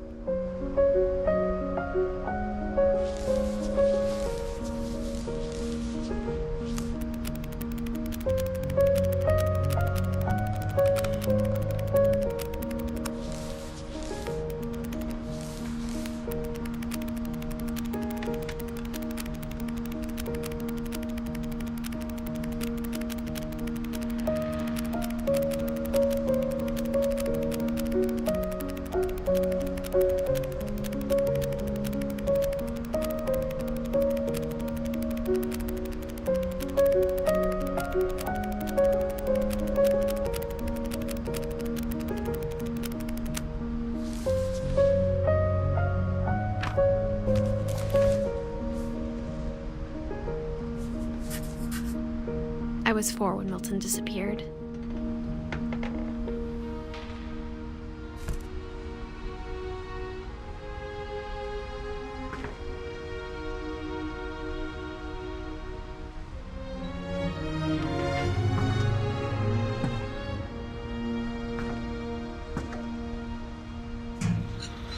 Mom spent months searching for my brother. Then she sealed the doors.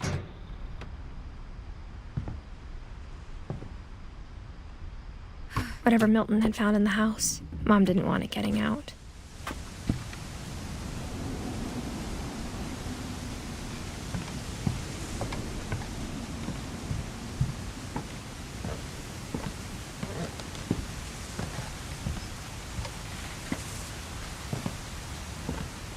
Mom definitely blamed Edie, but I think Louis blamed himself.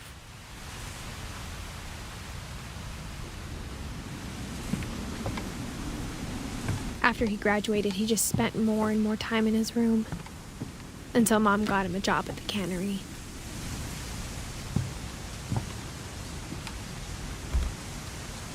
Everyone always told me to stay out of Lewis's room. Except Lewis.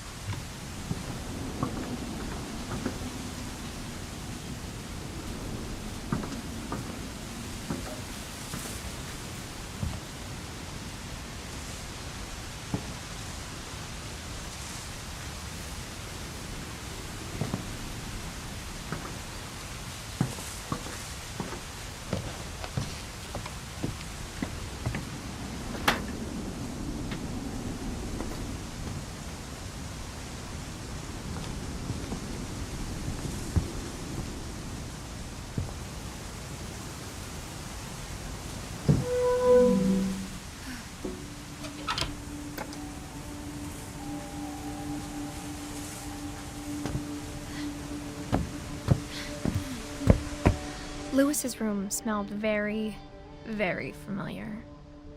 That part of him lived on.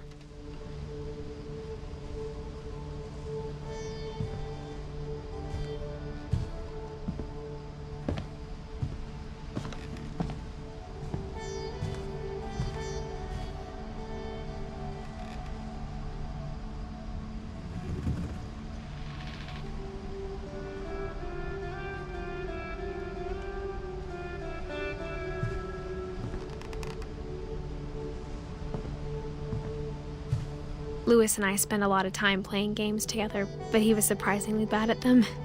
He died a lot.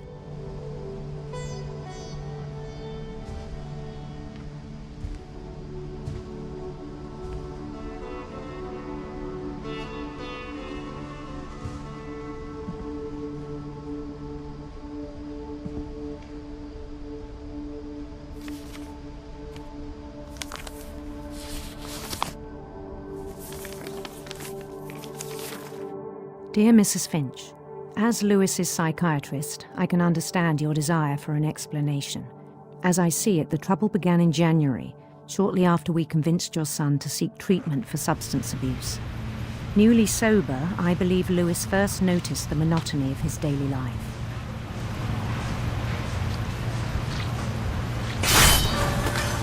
He kept working at the cannery. But he withdrew part of himself. In our sessions, I saw the same behavior. His mind began to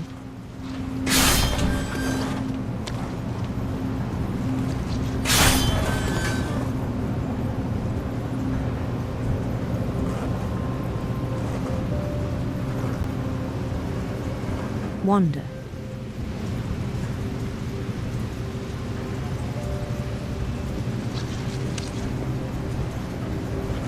I asked him to describe it. He said he started small, imagining a labyrinth.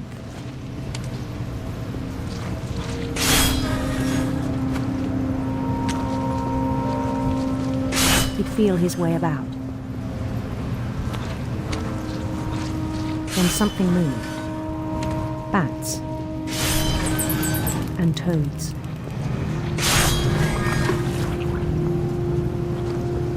And things that have not names.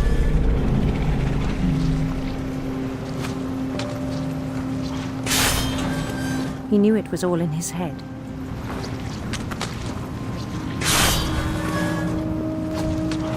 But he took it very seriously. I had hoped he'd find himself.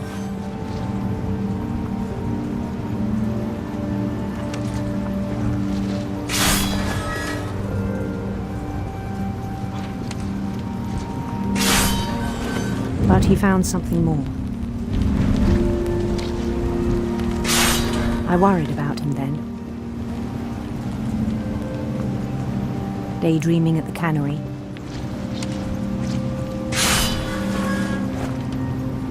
I spoke with his boss. But he said Lewis had become a model employee. Methodical, tireless, focused. Like a whole new Lewis. So I let him go on.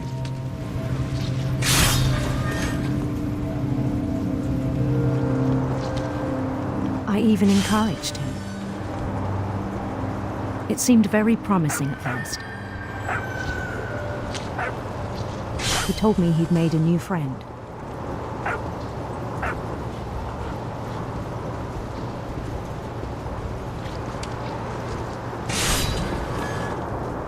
On the edge of a city he named Louis Topia.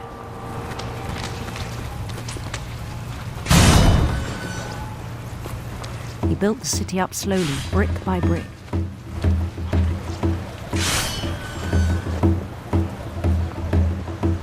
Then he made musicians.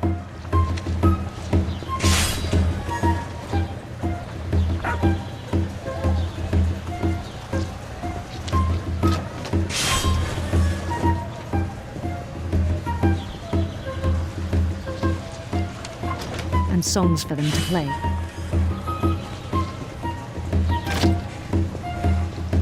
He talked about starting a band.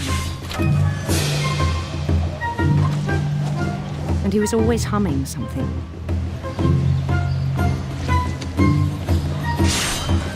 Every day his imagination grew stronger.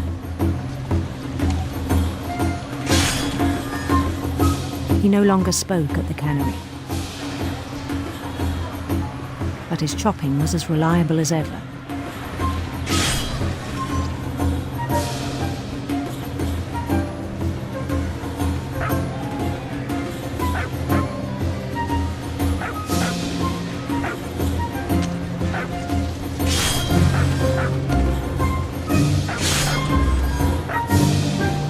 Then one day it struck him that all the cheering crowds, even the stones under his feet, were all in his imagination. So he could do whatever he wished.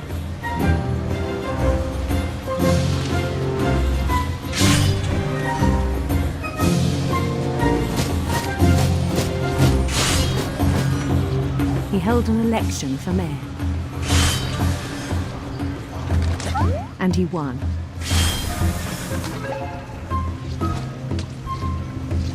They begged him to stay, but his mind was already wandering. It became a game for him.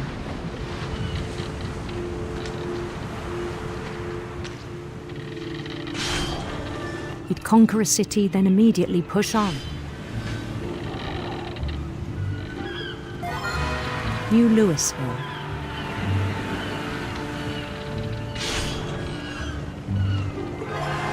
St. Louis. He started drifting away from our reality.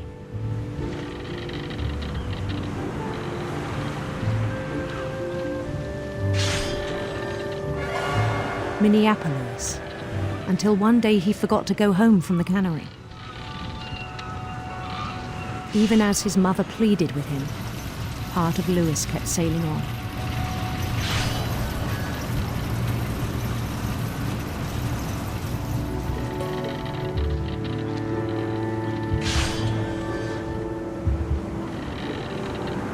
In Louisburg, he heard rumors of a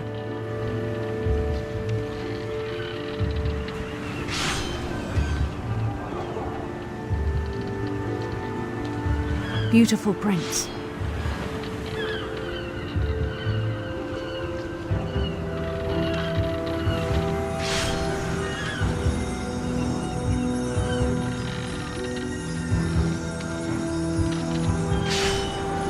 The prince was on his own quest for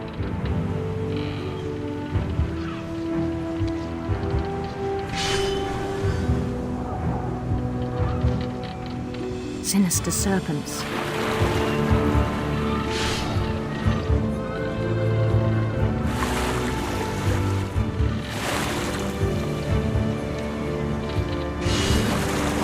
He followed the sound of his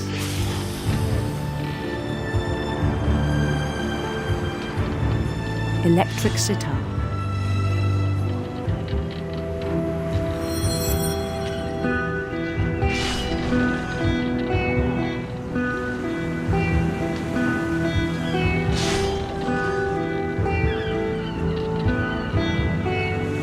His chase led him to a golden palace east of the sun and west of the moon.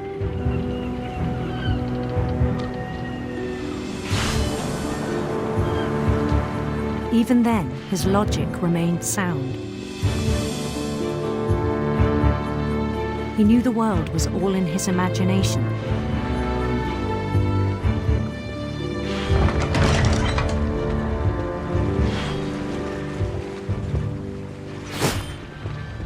But he was so proud of having created it.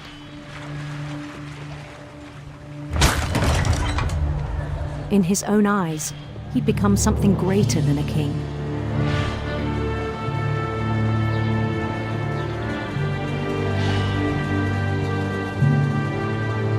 For someone who'd never known success in the real world, I think it was overwhelming. And then it struck him that the real Lewis was not the one chopping salmon, but the one climbing the steps of a golden palace.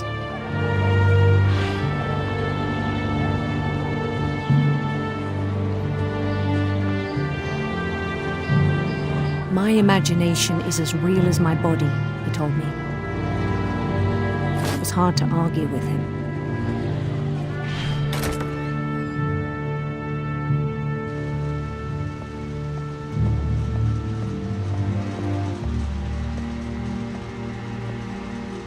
He began to forget the world we know.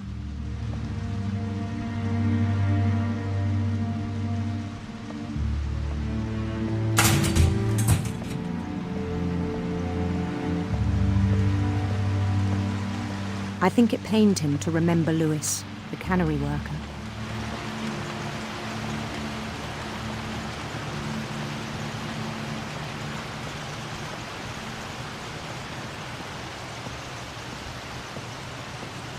He began to despise the man with a royal contempt.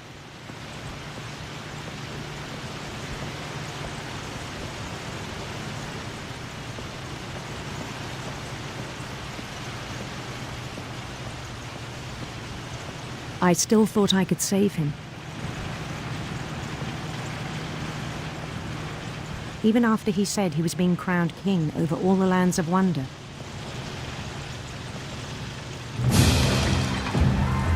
The palace would be packed with his companions.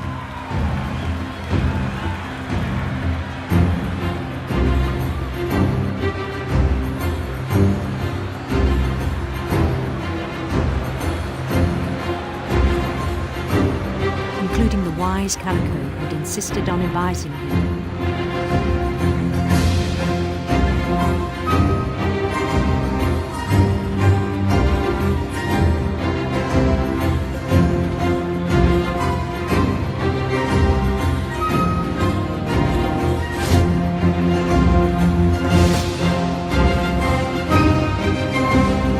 His prince waited, holding his crown.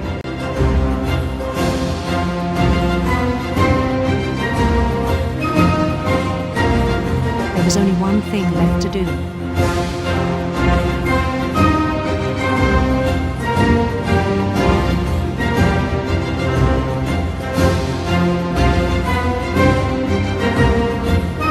Bend down his head.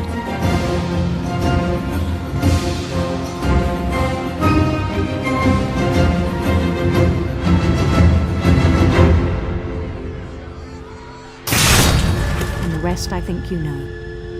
Mrs. Finch, your son was a kind man who will be missed by all of us who knew him.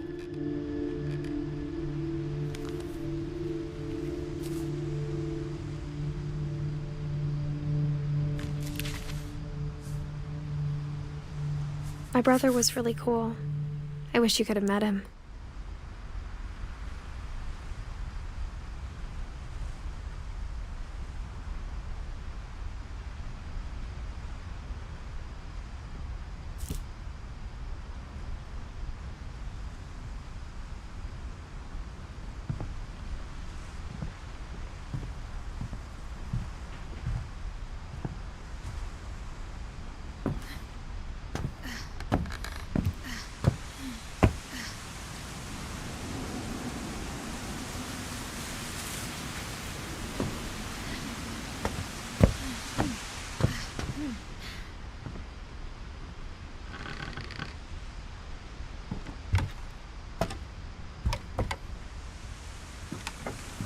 On the way back from Lewis's funeral, my mom told me to start packing. She waited until the day before we left to tell Edie.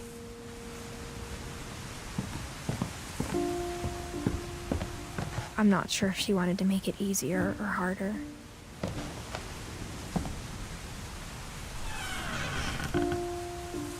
I wish we'd stayed.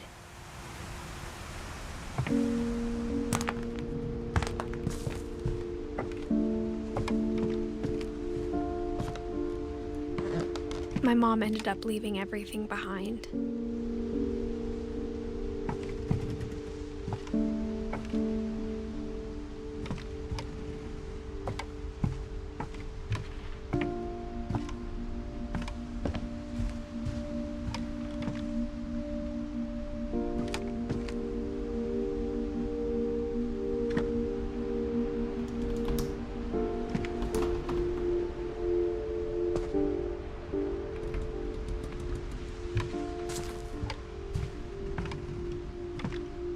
What happened that night had been coming for a long time.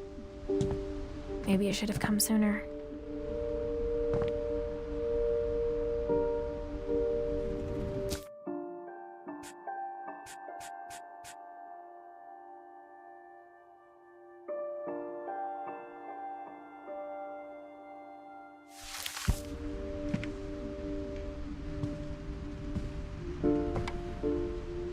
But it had to end one way or another.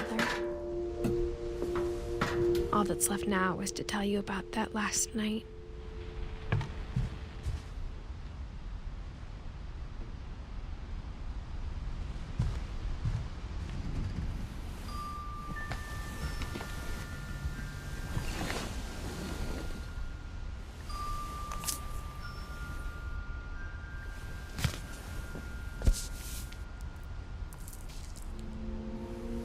That whole last day, Edie just watched us pack and didn't say a word. Until supper, when she raised her glass and said, "To our final night together, and all our final nights apart." Grandma, you know what I said about alcohol.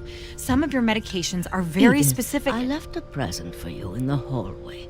Why don't you go open it? The grown-ups have to argue now. I'm sorry, you're right. We're all leaving tomorrow. Let's just enjoy our last... I'm not leaving. Edith, you're excused.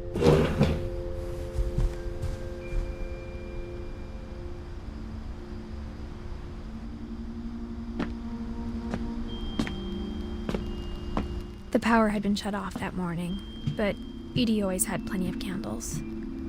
When my mom sealed the library, I don't think she knew about the other entrance, or that Edie had a key to it.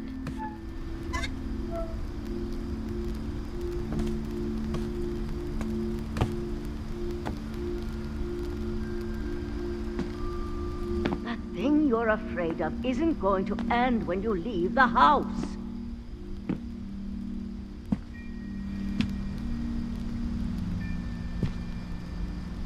Edith has a right to know these stories. My children are dead because of your stories. I think it's best if Edith and I leave tonight.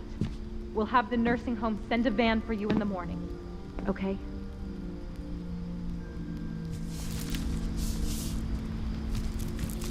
Dear Edith, there's so many stories I wish I could tell you, but there's only time for one. This is about what happened on the night you were born. That night, the tide went way, way out.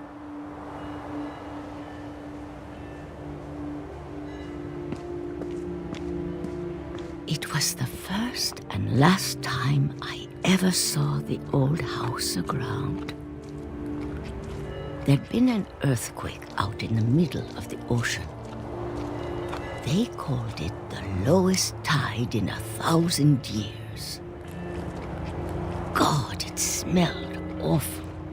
You know, I've seen that house every day of my life.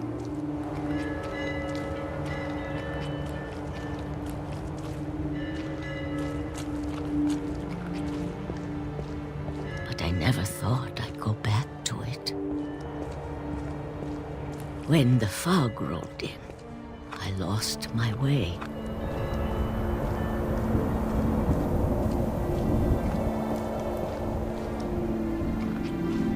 I got turned around.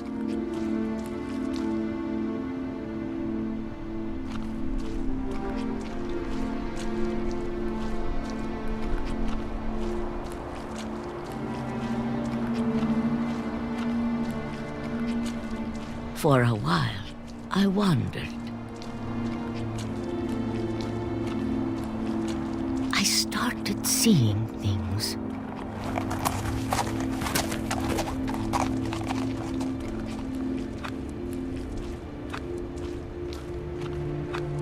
Things I'd forgotten had ever existed.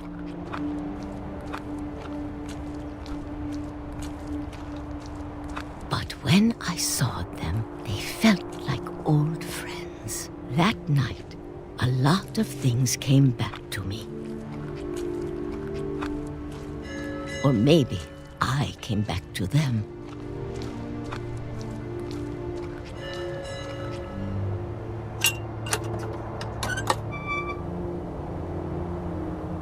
Things I can't explain, but that I need you to try and... Edith, what are you doing in here?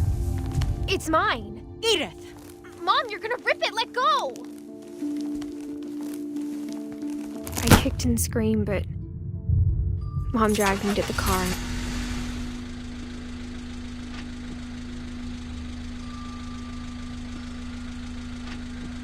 I never saw Great-Grandma Edie again. The next morning, the band came to pick her up, but she was already gone. After that, we moved around a lot.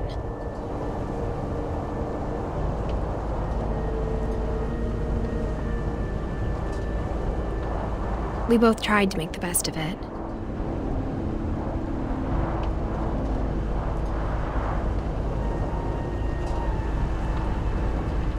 A few years went by.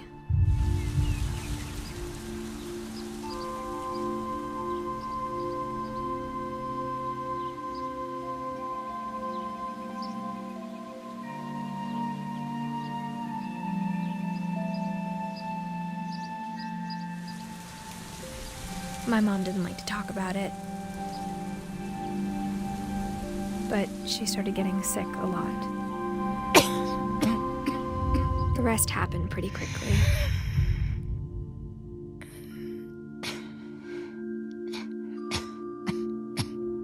She got better for a while, and then she didn't. And then I was alone.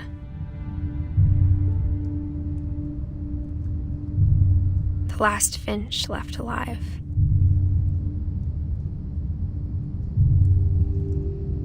Until I found out about you. I'm still not sure what to tell you about all this. If we lived forever, maybe we'd have time to understand things. But as it is, I think the best we can do is try to open our eyes. And appreciate how strange and brief all of this is.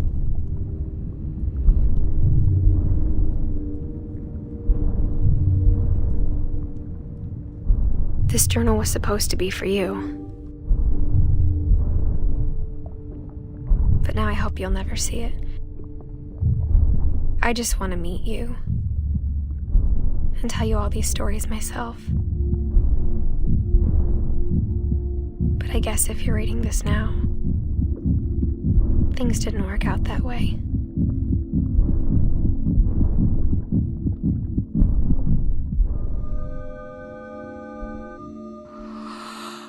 This is where your story begins. I'm sorry I won't be there to see it. It's a lot to ask, but I don't want you to be sad that I'm gone. I want you to be amazed that any of us ever had a chance to be here at all.